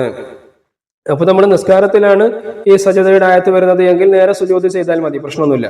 ഒരു സുജൂദ് ചെയ്യുക, എന്നിട്ട് തിരിച്ചു വരിക, നമ്മുടെ നിസ്കാരം തുടരുക. ഇനി നിസ്കാരത്തിലല്ല, അല്ലാതെ നമ്മൾ ഖുർആൻ ഓതുന്ന സമയത്താണ് ഈ സജദയുടെ ആയത്ത് വരുന്നത് എങ്കിൽ എന്ത് ചെയ്യണം? നമുക്കവിടെ സുജൂദ് ചെയ്യണമെങ്കിൽ നമുക്ക് ശുദ്ധി ഉണ്ടായിരിക്കണം. അതുപോലെ നിസ്കാരത്തിന് പാലിക്കേണ്ട ഷർത്തുകളൊക്കെ നമ്മൾ പാലിക്കണം. കിബിലയിലേക്ക് മുന്നിടണം, അതുപോലെ ഔറത്ത് മറക്കണം, നിയ്യത്ത് ഉണ്ടാവണം. എന്താ നിയ്യത്ത്? ഞാൻ തിലാവത്തിന്റെ സുജൂദിനെ ചെയ്യുന്നു എന്ന നിയ്യത്ത് കരുതിയിട്ട് നമ്മൾ അല്ലാഹു അക്ബർ എന്ന തക്ബീറത്തുൽ ഇഹ്റാം ചെയ്ത് നേരെ സുജൂദിലേക്ക് പോവുക. ആ പോകുന്ന സമയത്ത് അല്ലാഹു അക്ബർ പറയൽ സുന്നത്താണ്.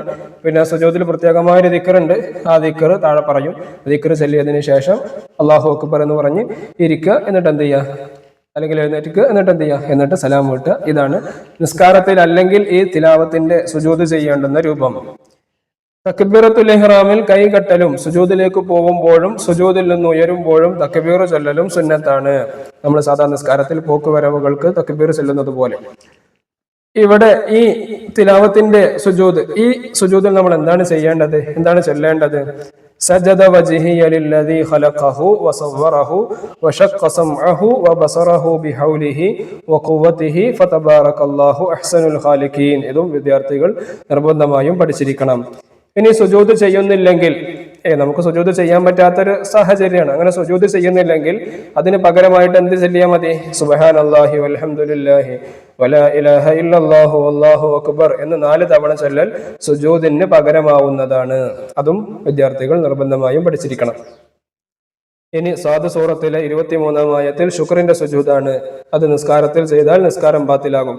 കാരണം ഈ ശുക്രിന്റെ സുജൂദ് അത് നമ്മൾ നിസ്കാരത്തിൽ ചെയ്യാൻ പാടില്ല. നിസ്കാരത്തിൽ ചെയ്താൽ അത് നമ്മുടെ നിസ്കാരത്തെ ബാത്തിലാക്കും. അപ്പൊ സാദ് സൂറത്തിലെ 23-ാം ആയത്ത് അത് ശുക്രിന്റെ സുജൂദാണ്. അത് നമ്മൾ നിസ്കാരത്തിൽ ചെയ്യേണ്ടതില്ല, ചെയ്താൽ ബാത്തിലാകും. ഉത്തരം പറയാം. സുജൂദ് തിലാവ സുന്നത്താണ്. ആർക്ക്? ആ സുജൂദ് തിലാവ സജദയുടെ ആയത്ത് ഓതുന്നവർക്കും അത് കേൾക്കുന്നവർക്കും ഒക്കെ സുന്നത്താണ്. സുജൂദ് തിലാവയുടെ വിധി എന്താണ്? സുന്നത്താണ്. സജദയുടെ ആയത്തുകൾ എത്രയാണ്? 14 സാദ് സൂറത്തിലെ സുജൂദിന്റെ പേരെന്താണ്? ശുക്രിന്റെ സുജൂദാണ്. ഇനി വ്യക്തമാക്കാനാണ് നിസ്കാരത്തിൽ സുജൂദ് തിലാവയുടെ രൂപം എങ്ങനെ നമ്മൾ വിശദീകരിച്ചു. ഓരോന്നും വിദ്യാർത്ഥികൾ കൃത്യമായി മനസ്സിലാക്കുക. ഇനി അടുത്തത് പാഠം 10 ജംഉൽ ഖുർആൻ. പരിശുദ്ധ ഖുർആൻ 23 വർഷം കൊണ്ട് ഘട്ടം ഘട്ടമായി അവതരിച്ചതാണ്. അല്ലെ? മുത്തുനബി സല്ലല്ലാഹു അലൈഹി വസല്ലമ തങ്ങൾക്ക് 40-ാമത്തെ വയസ്സിൽ നുബുവത്ത് കിട്ടി. 63-ാമത്തെ വയസ്സിലാണ് മുത്തുനബി വഫാത്താവുന്നത്. അതിനിടക്ക് 23 വർഷമാണ്. ഈ 23 വർഷക്കാലം കൊണ്ടാണ് വ്യത്യസ്ത സന്ദർഭങ്ങളിലും സമയങ്ങളിലുമായിട്ട് പരിശുദ്ധമായ ഖുർആനിനെ ഇറക്കപ്പെട്ടത്. ഖുർആൻ മുഴുവനും നബി സല്ലല്ലാഹു അലൈഹി വസല്ലമയുടെ കാലത്ത് തന്നെ പലതിലുമായി എഴുതി വെച്ചിട്ടുണ്ടായിരുന്നു. നബി സല്ലല്ലാഹു അലൈഹി വസല്ലമ തങ്ങളുടെ വഫാത്തിന് ശേഷം രാഷ്ട്രഭരണം ഏറ്റെടുത്ത അമീറുൽ മുഅ്മിനീൻ അബൂബക്കർ സിദ്ദീഖ് റളിയല്ലാഹു അൻഹു ആണ് പരിശുദ്ധ ഖുർആൻ ഒരു ഗ്രന്ഥമായി ഒരുമിച്ച് കൂട്ടിയത്. ഇതിന് ജംഉൽ ഖുർആൻ എന്ന് പറയുന്നു. അപ്പൊ നബി തങ്ങളുടെ കാലത്ത് ജിബ്രീൽ അലൈഹിസ്സലാം വന്നിട്ട് ഇങ്ങനെ വഹയിലൂടെ നബി സല്ലല്ലാഹു അലൈഹി വസല്ലമ തങ്ങൾക്ക് ആയത്ത് ഇറക്കി കൊടുക്കും, ഖുർആൻ ഇറക്കി കൊടുക്കും. അപ്പൊ നബി സല്ലല്ലാഹു അലൈഹി വസല്ലമ തങ്ങളുടെ എഴുത്തുകാരായ സഹാബികൾ എന്ത് ചെയ്യും? അത് പല സ്ഥലങ്ങളിലായിട്ട് എഴുതി വെക്കും. പക്ഷേ നബി സല്ലല്ലാഹു അലൈഹി വസല്ലമ തങ്ങളുടെ കാലത്ത് അതിനെ ഒരുമിച്ച് കൂട്ടിയിട്ടില്ലായിരുന്നു. അത് പിന്നീട് ശേഷം വന്ന ഖലീഫയായ അബൂബക്കർ സിദ്ദീഖ് റളിയല്ലാഹു അൻഹു ആണ് അതിനെ ഒരുമിച്ച് കൂട്ടിയത്. അതിനാണ് ജംഉൽ ഖുർആൻ എന്ന് പറയുന്നത്. 3-ാം ഖലീഫ ഉസ്മാൻ റളിയല്ലാഹു അൻഹു പ്രസ്തുത ഗ്രന്ഥം പല കോപ്പികളായി പകർത്തി എഴുതിച്ചു. എന്നിട്ട് കൂഫ, ബസറ, ഷാം, മക്ക തുടങ്ങിയ മുസ്ലിം പട്ടണങ്ങളിലേക്ക് ഓരോ കോപ്പി അയച്ചു കൊടുത്തു. ഒരു കോപ്പി മദീനയിൽ വെക്കുകയും ഒന്ന് അമീറുൽ മുഅ്മിനീൻ ഉസ്മാൻ റളിയല്ലാഹു അൻഹു സ്വന്തം ഉപയോഗിക്കുകയും ചെയ്തു. ഈ മുസഹഫുകൾക്കാണ് മുസഹഫ് ഉസ്മാനി എന്ന് പറയുന്നത്. ലോകത്ത് ഇന്ന് വരെയുള്ള മുസഹഫുകളെല്ലാം ഉസ്മാനി മുസഹഫുകളുടെ പകർപ്പാണ്. അപ്പൊ വ്യത്യസ്ത കോപ്പികളാക്കി എഴുതിപ്പിച്ചതക്കാരാണ്? ഉസ്മാൻ റളിയല്ലാഹു അൻഹു ആണ്. മുസഹഫിന്റെ കോപ്പി അയച്ചു കൊടുത്തപ്പോൾ അതിലെ ഖിറാഅത്ത് നന്നായി അറിയുന്ന ഓരോ ഇമാമുകളെയും അയച്ചിരുന്നു. ഈ മുസഹഫുകൾ അനുസരിച്ച് മാത്രമേ മേലിൽ ഖുർആൻ പാരായണം ചെയ്യാവൂ എന്ന് അന്ന് ജീവിച്ചിരിപ്പുള്ള മുഴുവൻ സഹാബാക്കളും ഏകോപിച്ച് തീരുമാനിച്ചിട്ടുണ്ട്. അവ 12,000 പേരുണ്ടായിരുന്നു. അവർ 12,000 പേരുണ്ടായിരുന്നു. ഈ മുസഹഫുകൾ അടിസ്ഥാനമാക്കിയാണ് പ്രസിദ്ധരായ 10 ഖാരിഉകൾ പാരായണ രീതി മുസ്ലിം ലോകത്ത് പ്രചരിപ്പിച്ചത്. നബി സല്ലല്ലാഹു അലൈഹി വസല്ലമയുടെ പ്രധാന എഴുത്തുകാരനായ സെയ്ദ് ഇബ്നു സാബിത്ത് റളിയല്ലാഹു അൻഹു തന്നെയാണ് രണ്ട് അമീറുൽ മുഅ്മിനീങ്ങളുടെ കാലത്തും മുസ്ഹഫുകൾ എഴുതുന്നതിന് നേതൃത്വം വഹിച്ചത്. ഖുർആൻ പഠിച്ചത് മറന്നുപോവൽ വലിയ തെറ്റാണ്. ഖുർആൻ പഠിച്ചത് മറക്കാതിരിക്കാൻ നബി സല്ലല്ലാഹു അലൈഹി വസല്ലമ തങ്ങൾ പറഞ്ഞതായി ഇബ്നു മസ്ഊദ് റളിയല്ലാഹു അൻഹുവിനെ തൊട്ട് ഇപ്രകാരം റിപ്പോർട്ട് ചെയ്യപ്പെട്ടിരിക്കുന്നു: ഖുർആൻ പഠിച്ചത് മറന്നുപോകുമെന്നുള്ള ഭയമുണ്ടെങ്കിൽ ഈ ദുആ ചൊല്ലുക. എന്താണ് ദുആ? അല്ലാഹുമ്മ നവ്വിർ ബികിതാബിക ബസരി വഅത്ലിഖ് ബിഹി ലിസാനി വശ്റഹ് ബിഹി സദ്രി വസ്തഅമിൽ ബിഹി ജസദി ബിഹൗലിക വഖുവതിക ഫഇന്നഹു ലാ ഹൗല വലാ ഖുവത ഇല്ലാ ബിക്. ഈ ദുആ ചൊല്ലൽ ഖുർആൻ മറക്കാതിരിക്കാനുള്ള ഒരു മരുന്നാണ് എന്ന് മുത്തനബി സല്ലല്ലാഹു അലൈഹി വസല്ലമ തങ്ങൾ പഠിപ്പിച്ചു. അതുപോലെ താഴെ കാണുന്ന ബൈത്ത് പതിവാക്കലും ഹിഫ്ളിന് സഹായകമാണ്. ഈ ബൈത്തും വിദ്യാർത്ഥികൾ നിർബന്ധമായും പഠിക്കണം. കലാമുൻ ഖദീമുൻ ലാ യുമല്ലു സമാഉഹു തനസ്സഹ അൻ ഖൗലിൻ വഫിഅലിൻ വനിയതി ബിഹി അഷ്തഫി മിൻ കുല്ലി ദാഇൻ വനൂറുഹു ദലീലുൻ ലിഖൽബി ഇൻദ ജഹ്ലി വഹൈറതി فيا ربي متعني بسر حروفه ونور به قلبي وسمعي ومقلتي. ഇതും ഫിൽ ഇൻ ദ ബ്ലാങ്ക് ആയിട്ട് വരാൻ സാധ്യതയുണ്ട്. വിദ്യാർത്ഥികൾ നിർബന്ധമായും പഠിച്ചിരിക്കുക. അടുത്തത് ഉത്തരം പറയാം. ഖുർആൻ അവതരിച്ച രൂപം എങ്ങനെ? 23 വർഷങ്ങളിലായി ഘട്ടം ഘട്ടമായിട്ടാണ് അവതരിച്ചത്. ഖുർആൻ ഒരു ഗ്രന്ഥമാക്കിയതാരാണ്? അബൂബക്കർ സിദ്ദീഖ് റളിയല്ലാഹു അൻഹു. മൂന്നാം ഖലീഫ എന്ത് ചെയ്തു? മൂന്നാം ഖലീഫ ഉസ്മാൻ ഇബ്നു അഫ്ഫാൻ റളിയല്ലാഹു അൻഹു എന്ത് ചെയ്തു? വ്യത്യസ്ത കോപ്പികളിലായി എഴുതിപ്പിച്ചു. എന്നിട്ട് പല സ്ഥലങ്ങളിലേക്കും കൊടുത്തയച്ചു. ഒരു കോപ്പി മദീനയിലും വെച്ചു. ജംഉൽ ഖുർആൻ എന്ന് പറയുന്നു ഏതിന്? അബൂബക്കർ സിദ്ദീഖ് റളിയല്ലാഹു അൻഹു എല്ലാറ്റിനെയും ഒരുമിച്ച് കൂട്ടിയല്ലോ. നബി സല്ലല്ലാഹു അലൈഹി വസല്ലം തങ്ങളുടെ കാലത്ത് പല സ്ഥലങ്ങളിലായിട്ട് പല വസ്തുക്കളിലായിട്ട് എഴുതിയിട്ടാണ് ഉണ്ടായിരുന്നത്. പക്ഷേ അബൂബക്കർ സിദ്ദീഖ് റളിയല്ലാഹു അൻഹു അതെല്ലാം ഒരുമിച്ച് കൂട്ടി. അതിനാണ് ജംഉൽ ഖുർആൻ എന്ന് പറയുന്നത്. പ്രസിദ്ധമായ ഖിറാഅത്തുകൾ എത്ര? 10. ഉസ്മാൻ റളിയല്ലാഹു അൻഹുവിന്റെ കാലത്ത് ഖുർആൻ പകർത്തി എഴുതുന്നതിൽ നേതൃത്വം വഹിച്ചതാരാണ്?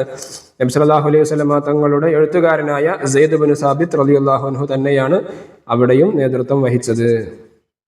അടുത്തത് അൽ ഖുറാഉൽ അശറ, പ്രസിദ്ധരായ 10 ഖാരിഉകൾ. ഖുർആൻ പാരായണ രീതി മുസ്ലിം ലോകത്തിന് പഠിപ്പിക്കുകയും പ്രചരിപ്പിക്കുകയും ചെയ്ത പ്രസിദ്ധരായ 10 ഖാരിഉകളുടെ പേരുകൾ നാം അറിയേണ്ടതാണ്. അവരാരൊക്കെയാണ്? വിദ്യാർത്ഥികൾ ഇവരുടെ പേരുകൾ ഇതുപോലെ തന്നെ പഠിച്ചു വെക്കുക. നാഫിഉൽ മദനി റളിയല്ലാഹു അൻഹു, അബ്ദുല്ലാഹി ഇബ്നു കസീറിനിൽ മക്കി റളിയല്ലാഹു അൻഹു, അബൂ അംറിനിൽ ബസരി റളിയല്ലാഹു അൻഹു, അബ്ദുല്ലാഹി ഇബ്നു ആമിറിൻ അശ്ശാമി റളിയല്ലാഹു അൻഹു, ആസിമുൽ കൂഫി റളിയല്ലാഹു അൻഹു, ഹംസത്തുൽ കൂഫി റളിയല്ലാഹു അൻഹു, അൽ കിസാഇയുൽ കൂഫി റളിയല്ലാഹു അൻഹു, അബൂ ജഅഫറിൻ മദനി റളിയല്ലാഹു അൻഹു, യഅഖൂബുൽ ഹളറമി റളിയല്ലാഹു അൻഹു, ഖലഫുൽ കൂഫി റളിയല്ലാഹു അൻഹു. ബഹുമാനികളായ ഇവരുടെ ഖിറാഅത്തിനോട് യോജിക്കാത്ത വിധം ഖുർആൻ പാരായണം പാടില്ല. ഉസ്മാൻ റളിയല്ലാഹു അൻഹു കൂഫയിലേക്ക് കൊടുത്തയച്ച മുസ്ഹഫിന്റെ കൂടെ അതിനെ നന്നായി അറിയുന്ന അബൂ അബ്ദുറഹ്മാൻ സലമി റളിയല്ലാഹു അൻഹുവിനെയും പറഞ്ഞയച്ചിരുന്നു. അവർ ആസിമുൽ കൂഫി എന്നവർക്ക് പഠിപ്പിച്ചു. അവർ ഹഫ്സ് ഇബ്നു സുലൈമാൻ അൽ കൂഫി എന്നവർക്ക് പഠിപ്പിച്ചു. അവർ മുഖേനയാണ് നമുക്ക് ലഭിച്ചത്. അപ്പൊ നമുക്ക് ലഭിച്ച ആ വഴി വിദ്യാർത്ഥികൾക്ക് ഓർമ്മയുണ്ടാവണം. അല്ലാഹു തആല ഇഷ്ടപ്പെടും വിധം ഖുർആൻ പാരായണം ചെയ്യാനും അതിന്റെ ശഫാഅത്ത് നമുക്ക് ലഭിക്കാനും അല്ലാഹു നമുക്ക് തൗഫീഖ് നൽകട്ടെ. അപ്പൊ ഈ 10 പ്രസിദ്ധരായ ഖാരിഉകളുടെ പേരുകൾ വിദ്യാർത്ഥികൾ പഠിച്ചു വെക്കുക. ഉത്തരം പറയാം. അൽ ഖുറാഉൽ അശറ ആരാണ്? 10 ആളുകളുടെ പേര് ആണ് അവിടെ എഴുതേണ്ടത്. ഖുർആൻ പാരായണം യോജിക്കണം എന്തിനോട്? ഈ 10 ഖാരിഉകളുടെ ഓത്തിനോട് യോജിക്കണം. അവരിൽ ഏതെങ്കിലും ഒരു ഓത്തിനോട് യോജിക്കുകയാണ് വേണ്ടത്. കൂഫയിലേക്ക് കൊടുത്തയച്ച മുസ്ഹഫിന്റെ കൂടെ പറഞ്ഞയച്ചു ആരെ? നമ്മളിവിടെ പറഞ്ഞു ഉസ്മാൻ റളിയല്ലാഹു അൻഹു കൂഫയിലേക്ക് കൊടുത്തയച്ച മുസ്ഹഫിന്റെ കൂടെ അതിനെ നന്നായി അറിയുന്ന അബൂ അബ്ദുറഹ്മാൻ അസ്സലമി റളിയല്ലാഹു അൻഹുവിനെയാണ് പറഞ്ഞയച്ചത്. ആസിമുൽ കൂഫി റളിയല്ലാഹു അൻഹു എന്നവർ ഖുർആൻ പഠിപ്പിച്ചു ആരെ? ഇവിടെ നമ്മൾ പറഞ്ഞു അവർ ആസിമുൽ കൂഫി എന്നവർക്ക് ഖുർആൻ പഠിപ്പിച്ചു. ആരാ പഠിപ്പിച്ചത്? അബൂ അബ്ദുറഹ്മാൻ സലമി എന്നവരാണ് പഠിപ്പിച്ചത്. ഈ ആസിമുൽ കൂഫി റളിയല്ലാഹു അൻഹു ആരെയാണ് പഠിപ്പിച്ചത്? അവർ ഹഫ്സ് ഇബ്നു സുലൈമാൻ അൽ കൂഫി എന്നവർക്ക് പഠിപ്പിച്ചു. അവർ മുഖേനയാണല്ലോ നമുക്ക് കിട്ടിയത്. അപ്പോ ആസിമുൽ കൂഫി എന്നവർ ആർക്കാണ് പഠിപ്പിച്ചു കൊടുത്തത്? ഹഫ്സ് ഇബ്നു സുലൈമാൻ എന്നവർക്കാണ് പഠിപ്പിച്ചു കൊടുത്തത്. നമുക്ക് ഖിറാഅത്ത് ലഭിച്ചു ആര് മുഖേന? ഈ ഹഫ്സ് റളിയല്ലാഹു അൻഹു, ഹഫ്സ് ഇബ്നു സുലൈമാൻ അൽ കൂഫി മുഖേനയാണ് നമുക്ക് ലഭിച്ചത്. അടുത്തത് അവസാനത്തെ ചോദ്യം. ആസിമുൽ കൂഫി റളിയല്ലാഹു അൻഹു എന്നവരുടെ ഉസ്താദ് ആരാണ്? ഉസ്മാൻ റളിയല്ലാഹു അൻഹു പറഞ്ഞയച്ചല്ലോ. ആരാണ്? അബു അബ്ദുറഹ്മാൻ സലമി എന്നിവരാണ് അവരുടെ ഉസ്താദ്. അപ്പൊ ഈ 10 പ്രസിദ്ധരായ ഖാരികളുടെ പേര് നമ്മൾ പഠിച്ചിരിക്കണം. ഇനി അടുത്തത് 12ാമത്തെ പാഠം, ആദാബ് മുസ്തമിഉൽ ഖിറാഅ. പരിശുദ്ധമായ ഖുർആൻ കേൾക്കുന്ന സമയത്ത് നമ്മൾ പാലിക്കേണ്ടുന്ന മര്യാദകൾ. പരിശുദ്ധമായ ഖുർആൻ അള്ളാഹുവിന്റെ കലാമാണ്. ഖുർആൻ പാരായണം കേൾക്കുന്നവന്റെ ചിന്തയും ശ്രദ്ധയും ഖുർആനിലായിരിക്കണം. ഈമാൻ വർദ്ധിക്കുന്നതിനും തൗബയും ഇസ്തിഗ്ഫാറും വഴി അള്ളാഹുവിലേക്ക് മടങ്ങുന്നതിനും അത് കാരണമാകും. ഭയപ്പാടിന്റെയും പ്രതീക്ഷയുടെയും ഇടയിലേക്ക് അത് അവനെ നയിക്കും. അവന് പരലോക ചിന്ത വർദ്ധിക്കുകയും ചെയ്യും. അള്ളാഹു നമ്മെ പഠിപ്പിക്കുന്നു, വഇദാ ഖുരിഅൽ ഖുർആനു ഫസ്തമിഉ ലഹു വഅൻസിതു ലഅല്ലകും തുർഹമൂൻ. ഖുർആൻ ഓതപ്പെട്ടാൽ നിങ്ങളത് സശ്രദ്ധം കേൾക്കുകയും ശാന്തരായിരിക്കുകയും ചെയ്യുക, നിങ്ങൾക്ക് കാരുണ്യം വർഷിക്കപ്പെടാനായി. ഒരിക്കൽ നബി സല്ലല്ലാഹു അലൈഹി വസല്ലം തങ്ങൾ പറഞ്ഞു, ഖുർആൻ ഓതുന്നവനും അത് കേൾക്കുന്നവനും പ്രതിഫലത്തിൽ പങ്കുകാരാണ്. ഒരിക്കൽ ഉബയ്യ് ഇബ്നു കഅബ് റളിയല്ലാഹു അൻഹുവിനോട് നബി സല്ലല്ലാഹു അലൈഹി വസല്ലം തങ്ങൾ പറഞ്ഞു, താങ്കൾക്ക് ഖുർആൻ ഓതി കേൾപ്പിക്കാൻ അള്ളാഹു എന്നോട് കൽപ്പിച്ചിരിക്കുന്നു. അപ്പൊ ഇവിടൊക്കെ നമുക്ക് മനസ്സിലാക്കാനുള്ളത് എന്താണ്? ഖുർആൻ കേൾക്കല് അതും വളരെ പുണ്യമുള്ള കാര്യമാണ്. ഒരാളിങ്ങനെ ഖുർആൻ ഓതാണ്, നമ്മളത് ശ്രദ്ധാപൂർവം കേൾക്കുമ്പോൾ ആ ഓതുന്ന ആൾക്ക് അല്ലാഹു തആല നൽകുന്ന പ്രതിഫലം പോലത്തെ പ്രതിഫലം ഈ കേൾക്കുന്ന ആൾക്കും അല്ലാഹു നൽകും. ഖുർആൻ പാരായണം കേൾക്കുന്നവൻ എങ്ങനെയായിരിക്കണം? സശ്രദ്ധം അതിനെ കേൾക്കണം. ഖുർആൻ പാരായണം ശ്രദ്ധയോടെ കേൾക്കുന്നത് കൊണ്ടുള്ള നേട്ടം എന്താണ്? നമുക്കും ആ ഓതുന്നവന്റെ പ്രതിഫലം നമുക്കും ലഭിക്കും. ഖുർആൻ കേൾക്കുന്നവനെ അത് നയിക്കും. ഏതിലേക്ക്? നമ്മളിവിടെ പറഞ്ഞു, ഖുർആൻ കേൾക്കുമ്പോ അത് ഭയപ്പാടിന്റെയും പ്രതീക്ഷയുടെയും ഇടയിലേക്ക് അവനെ നയിക്കും. ഇനി ഉബയ്യ് ഇബ്നു കഅബ് റളിയല്ലാഹു അൻഹുവിനോട് നബി സല്ലല്ലാഹു അലൈഹി വസല്ലം തങ്ങൾ എന്താ പറഞ്ഞത്? താങ്കൾക്ക് ഖുർആൻ ഓതി കേൾപ്പിക്കാൻ അല്ലാഹു എന്നോട് കൽപ്പിച്ചിരിക്കുന്നു. ഇനി അടുത്തത് പാഠം 13, ചില പ്രത്യേക പദങ്ങൾ. അൽ ബഖറ സൂറത്തിലെ 245-ാം ആയത്തിൽ വയബ്സുതു എന്നതിലും അൽ അറാഫ് സൂറത്തിലെ 69-ാം ആയത്തിൽ ബസ്ത എന്നതിലും സ്വാദിന് പകരം സീന് കൊണ്ട് ഉച്ചരിക്കണം. അപ്പോ വല്ലാഹു യഖ്ബിദു വയബ്സുതു എന്നും ബസ്ത എന്നും ഓതണം. അപ്പൊ സ്വാദിന് പകരം സീനാക്കണം. പിന്നെ ഹൂദ് സൂറത്തിലെ 41-ാം ആയത്തിൽ ബിസ്മില്ലാഹി മജ്രിഹ എന്നതിലെ റാഇന് ഇമാലത്താക്കി മജ്രേഹ എന്ന് ഉച്ചരിക്കണം. മജ്റാഹ എന്നല്ല, പിന്നെ മജ്രേഹ. അങ്ങനെ ചരിച്ചോതുന്നതിനാണ് ഇമാലത്ത് എന്ന് പറയുക. മജ്രേഹ എന്നാണ് ഓതേണ്ടത്. യൂസുഫ് സൂറത്തിലെ 11-ാം ആയത്തിൽ മാലക ലാ തഅമന്ന എന്നതിൽ നൂൻ ഉച്ചരിക്കുമ്പോൾ ഇഷ്മാമാക്കണം. ഇഷ്മാം എന്ന് പറഞ്ഞാൽ എന്താണ്? നമ്മുടെ ചുണ്ട് ഖുർആനിൽ ഒരു സിമ്പൽ കാണാം. ആ രൂപത്തിലേക്ക് നമ്മുടെ ചുണ്ടിനെ ആക്കുക എന്നുള്ളതാണ് ഇഷ്മാം.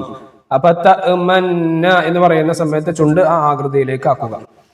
ഇമാലത്ത് എന്നാൽ ഫതഹിന്റെയും കസറിന്റെയും ഇടയിലായി, അല്ലെങ്കിൽ അലിഫിന്റെയും യാഇന്റെയും ഇടയിലായി യഗാര സ്വരത്തിൽ ഉച്ചരിക്കുക. അതിനാണ് ഇമാലത്ത് എന്ന് പറയാ. നമ്മൾ നേരത്തെ മജ്രേ എന്ന് പറഞ്ഞില്ലേ, അതിനാണ് ഇമാലത്ത് എന്ന് പറയാം. ഇഷ്മാമ് എന്നാൽ റഫ്ഉ ദമ്മ ഉള്ള അക്ഷരത്തിന്മേൽ വഖഫ് ചെയ്യുകയോ അവയെ ഇദ്ഗാം ചെയ്യുകയോ ചെയ്യുമ്പോൾ ലമ്മിനെ സൂചിപ്പിച്ചുകൊണ്ട് ചുണ്ട് കൂട്ടുക എന്നാണ്. ഇത് ഉച്ചരിച്ച് കാണിക്കാനേ കഴിയൂ. അപ്പൊ നമ്മുടെ ചുണ്ട് ആ ഒരു ആകൃതിയിലേക്ക് മാറ്റുക, അതിനാണ് ഇഷ്മാം എന്ന് പറയാം. ഇനി അടുത്തത് അൽ കഹഫ് സൂറത്തിൽ 38-ാം ആയത്തിൽ ലാകിന്ന ഹുവല്ലാഹു എന്നതിൽ ലാകിന്ന എന്ന് നിർത്തുകയാണെങ്കിൽ ലാകിന്ന എന്ന് ഒരു അലിഫ് നീട്ടി ഉച്ചരിക്കണം. ശേഷമുള്ള ഹുവല്ലാഹുവുമായി ചേർത്തി പറയുമ്പോൾ ന എന്ന് നീട്ടാതെ ലാകിന്ന ഹുവല്ലാഹ് എന്ന് പറയണം. അപ്പൊ നിർത്തുകയാണെങ്കിൽ ലാകിന്ന എന്നും, കൂട്ടിയതാണെങ്കിൽ ആലിഫ് ഒഴിവാക്കിയിട്ട് ലാകിന്ന ഹുവല്ലാഹ് എന്നുമാണ് ഓതേണ്ടത്. ഇനി അടുത്തത് അറാഫിലെ 111, ശുഅറായിലെ 32, നംലിലെ 28 എന്നീ 3 ആയത്തുകളിലും അർജിഹ് അൽഖിഹ് ഹാഇന് സുകൂന് കൊണ്ടാണ് ഉച്ചരിക്കേണ്ടത്. അതൊക്കെ സക്കത്തയുടെ ഹാകളാണ്, നമ്മൾ നേരത്തെ പറഞ്ഞിട്ടുണ്ടല്ലോ. ഇനി അടുത്തത് ശുഅറാ സൂറത്തിൽ 63-ാം ആയത്തിൽ ഫിർഖിൻ എന്നതിൽ ചേർത്തിയോതുമ്പോൾ റാഇന് തഫ്ഖീമും തർക്കീക്കും പറ്റും. നല്ലത് തർക്കീക്കാണ്. അപ്പൊ എങ്ങനെയാണ്? ഫിർ തർക്കീക്ക് എന്ന് പറയുമ്പോൾ നോർമലായിട്ട് നേർപ്പിച്ചു ഉച്ചരിക്കലിനാണ് തർക്കീക്ക് എന്ന് പറയാ. അപ്പോ ഫിർഖിൻ എന്നാണ് ഓതൽ നല്ലത്. ഇനി അൽ കഹഫിൽ 63-ാം ആയത്തിൽ വമാ അൻസാനിഹു എന്നും അൽ ഫത്ഹ് സൂറത്തിൽ 10-ാം ആയത്തിൽ അലൈഹുല്ലാഹ എന്നും ഹായിനിക്ക് ലമ്മ കൊടുത്ത് പറയണം. അടുത്തത് 8-ാമത്തത് അൽ ഫുർഖാൻ സൂറത്തിൽ 69-ാം ആയത്തിൽ വയഖ്ലുദ് ഫീഹി മുഹാന എന്നതിൽ ഹായിന് അസ്ലിയായ മദ്ദ് കൊടുത്ത് ഫീഹി മുഹാന എന്ന് പറയണം. അവിടെ ഫീഹി മുഹാന എന്ന് കാണുക, പക്ഷെ നമ്മൾ എന്ത് ചെയ്യണം, അവിടെ ഒരു അലിഫിന്റെ സൈസ് നീട്ടണം. ഫീഹി മുഹാന. ഹായിന്റെ മുമ്പ് സുക്കൂനായാൽ നീട്ടാതെ ഓതണമെന്നാണ് നിയമം. ഇവിടെ മാത്രം നീട്ടി ഓതണം. നമ്മൾ ഹായിന് മുമ്പ് ഫീഹി എന്ന് പറയുമ്പോൾ യാനിക്ക് സുക്കൂനല്ലേ, അപ്പോ ലമീറിന്റെ ഹായിന്റെ മുമ്പ് സുക്കൂനാണെങ്കിൽ നീട്ടാൻ പാടില്ല എന്നാണ് നമ്മൾ നേരത്തെ ഹായിന്റെ പാഠത്തിൽ പഠിച്ചത്. പക്ഷെ ഇവിടെ ആ നിയമത്തിൽ നിന്ന് എതിരാണ്, ഫീഹി എന്നൽപ്പം നീട്ടണം. ഇനി റൂം സൂറത്തിൽ 54-ാം ആയത്തിൽ 3 തവണ ഒരേ ആയത്തിൽ ആവർത്തിച്ചു വന്നിട്ടുണ്ട്. 3 സ്ഥലങ്ങളിലും ലാദിന് ലമ്മ കൊടുക്കലാണ് നല്ലത്, ഫത്ഹും പറ്റും. ഇനി ഫുസിലത്ത് സൂറത്തിൽ 44-ാം ആയത്തിൽ അഅജമി എന്നതിൽ 1-ാമത്തെ ഹംസയെ ശക്തിയിലും 2-ാമത്തെ ഹംസയെ ലഘുവാക്കിയും ഉച്ചരിക്കണം. അഅജമി അങ്ങനെ ഓതണം. അഹ്സാബ് സൂറത്തിൽ 10-ാം ആയത്തിൽ അൽലുനൂന എന്നതിലും 66-ാം ആയത്തിൽ അർ റസൂല എന്നതിലും 67-ാം ആയത്തിൽ അസ്സബീല എന്നതിലും വഖഫ് ചെയ്യുമ്പോൾ ഒരു അലിഫ് നീട്ടി അൽലുനൂന അർ റസൂല അസ്സബീല എന്ന് തന്നെയാണ് പറയേണ്ടത്. ശേഷമുള്ളതുമായി ചേർത്തി ഓതുമ്പോൾ നീട്ടാതെയും പറയണം, അപ്പോ ആ അലിഫ് ഒഴിവാകും. ഇനി അടുത്തത് ഇൻസാൻ സൂറത്തിൽ 4-ാം ആയത്തിൽ സലാസില എന്നതിൽ വഖഫിൽ സലാസിൽ എന്നും സലാസില എന്നും പറയാം, രണ്ടും പറയാം. ചേർത്തി ഓതുമ്പോൾ സലാസില എന്നേ പറയാവൂ. ഇതെല്ലാം വിദ്യാർത്ഥികൾ ഖുർആൻ എടുത്ത് ഈ സൂറത്തുകൾ പരിശോധിക്കണം. ഇനി സുമർ സൂറത്തിൽ 7-ാം ആയത്തിൽ യർല്ലാഹു ലക്കും എന്ന് ഹായിന് നീട്ടാതെ പറയണം. യർല്ലാഹു ലക്കും. ഹായിന്റെ മുമ്പിലും പിന്നിലും ഹർക്കത്തായത് കൊണ്ട് നീട്ടണമെന്നാണ് നിയമമെങ്കിലും ഇവിടെ നീട്ടരുത്. കണ്ടോ, ഇത് ലമീറിന്റെ ഹ ആണ്. മുമ്പോ ശേഷമൊക്കെ ഹർക്കത്താണെങ്കിൽ നീട്ടണം എന്നാണ് നമ്മൾ നേരത്തെ ഹായിന്റെ പാഠത്തിൽ പഠിച്ചത്. ഇവിടെ ആ നിയമത്തിനെതിരാണ്. യർല്ലാഹു ലക്കും എന്നാണ്, നീട്ടാതെയാണ് ഓതേണ്ടത്. ഇനി അൽഹാഖ സൂറത്തിൽ 28-ാം ആയത്തിൽ മാലിയ ഹലക എന്നതിൽ മാലിയ എന്ന് സക്കത്ത് ചെയ്ത് ഹലക അന്നി എന്നും, മാലിയ എന്നതിലെ ഹായിനെ ഹലക്കയിലെ ഹായിലേക്ക് ഇദ്ഗാം ചെയ്ത് മാലിയ ഹലക എന്നും പറയാം. ഒന്നുകിൽ മാലിയ ഹലക അങ്ങനെ സക്കത്ത് ചെയ്തിട്ട് ഓതാം, അല്ലെങ്കിൽ ആദ്യത്തെ ഹായിനെ 2-ാമത്തെ ഹായിലേക്ക് ഇദ്ഗാം ചെയ്തിട്ടും ഓതാം.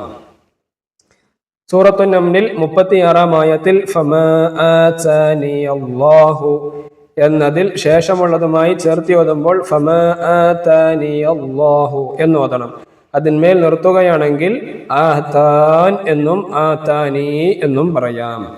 ഇനി സൂറത്തു ദഹർ ഇൻസാൻ അതിലെ 15-ാം ആയത്തിന്റെ അവസാനത്തിൽ വഖഫ് ചെയ്യുമ്പോൾ ഖവാരീറ എന്ന് ഒരു അലിഫ് നീട്ടിയിട്ടാണ് അവിടെ വഖഫ് ചെയ്യേണ്ടത്. 16-ാം ആയത്തിന്റെ ആദ്യത്തിലും ഖവാരീറ എന്നാണ് എഴുതിയത്. അവിടെ വഖഫ് ചെയ്യുകയാണെങ്കിൽ ഖവാരീർ എന്ന് റാഇനിക്ക് സുക്കൂന് കൊടുത്ത് പറയണം, നീട്ടരുത്. ചേർത്തി ഓതുകയാണെങ്കിൽ വഅക്വാബിൻ കാനത് ഖവാരീറ എന്ന് 2 സ്ഥലങ്ങളിലും നീട്ടാതെ ഓതണം. അടുത്തത് യാസീൻ വൽ ഖുർആനിൽ ഹകീം എന്നതിലെ നൂൻ വൽ ഖലം വമാ യസ്തുറൂൻ എന്നതിലും ചേർത്തി ഓതിയാലും വഖഫ് ചെയ്ത് 2ആക്കി ഓതിയാലും അവസാനത്തെ നൂനിനെ വെളിവാക്കണം. യാസീൻ നൂൻ അങ്ങനെ നമ്മൾ വെളിവാക്കണം. എന്നാൽ നംല് സൂറത്തിൽ താസീൻ എന്നതിലെ അവസാനത്തെ നൂനിന് ശേഷം വരുന്ന തിൽക്കയിലേക്ക് ഇഖ്ഫാ ചെയ്താണ് ചേർത്തി ഓതുമ്പോൾ പറയേണ്ടത്. താസീൻ തിൽക അങ്ങനെ. അപ്പോൾ ഇത് ഖുർആനിൽ വന്ന ചില പ്രത്യേകം പദങ്ങളാണ്, നമ്മൾ പ്രത്യേകം ശ്രദ്ധിക്കേണ്ടുന്ന ഒരു ഭാഗം കൂടെയാണ്. സ്വാദിനെ സീനാക്കി ഓതണം എവിടെ? നമ്മൾ തുടക്കത്തിൽ പറഞ്ഞു, ബസ്ത എന്നൊക്കെ ഉള്ള സ്ഥലങ്ങളിൽ. റായിന് ഇമാലത്ത് ചെയ്ത് ഓതണം എവിടെ? ഇമാലത്ത് ചെയ്യേണ്ടത് എവിടെയാണ്? നമ്മൾ തുടക്കത്തിൽ പറഞ്ഞു ബിസ്മില്ലാഹി മജ്രിഹ ഹൂദ് സൂറത്തിലെ 41-ാം ആയത്തിൽ റായിനെ ഇമാലത്ത് ചെയ്യണം. പിന്നെ ലാ തഅമന്ന എന്നതിൽ എന്ത് ചെയ്യണം? അവിടെ ഇഷ്മാമ് ചെയ്യണം. ഇഷ്മാമ് എന്നാൽ എന്താണ്? ചുണ്ട് ആ ഒരു ആകൃതിയിലേക്ക് പോകലാണ്, അതിനാണ് ഇഷ്മാം എന്ന് പറയാം.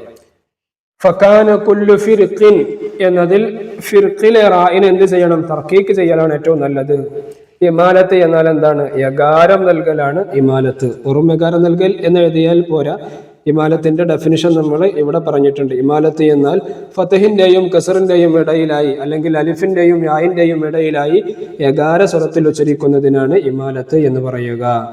ഇനി അവസാനത്തിലുള്ളത് ഖത്മുൽ ഖുർആനാണ്. സൂറത്തുൽ ഫാത്തിഹ മുതൽ സൂറത്തുൻ നാസ് വരെ മുസ്ഹഫിൽ ക്രമപ്രകാരം തീർത്തോതുന്നതിനാണ് ഖത്മുൽ ഖുർആൻ എന്ന് പറയുക. സൂറത്തുൽ ഫാത്തിഹ മുതൽ സൂറത്തുൻ നാസ് വരെ അതേ ഓർഡറിലായിട്ട് ഓതുന്നതിനാണ് എന്ത് പറയുക? ഖത്മുൽ ഖുർആൻ എന്ന് പറയുക. ഇങ്ങനെ തീർത്തവൻ വീണ്ടും ഫാത്തിഹയും അൽ ബഖറയിൽ ആദ്യത്തെ 5 ആയത്തും ഓതി അടുത്ത ഖത്തും തുടങ്ങി വെക്കലും ദുആ ചെയ്യലും അനിവാര്യമാണ്. ഖുർആൻ ഖത്മു ചെയ്തതിന് ശേഷമുള്ള ദുആക്ക് വലിയ ഇജാബത്താണ്. അതിനുശേഷം ഖത്മുൽ ഖുർആനിന് ശേഷം നമുക്ക് ദുആ ചെയ്യാം. വദ്ദുഹ മുതൽ അന്നാസ് വരെയുള്ള സൂറത്തുകളുടെ അവസാനം തക്ബീർ ചൊല്ലൽ സുന്നത്താണ്. വദ്ദുഹ മുതൽ ഓരോ സൂറത്ത് ഓതിയതിനു ശേഷവും തക്ബീർ ചൊല്ലൽ സുന്നത്താണ്.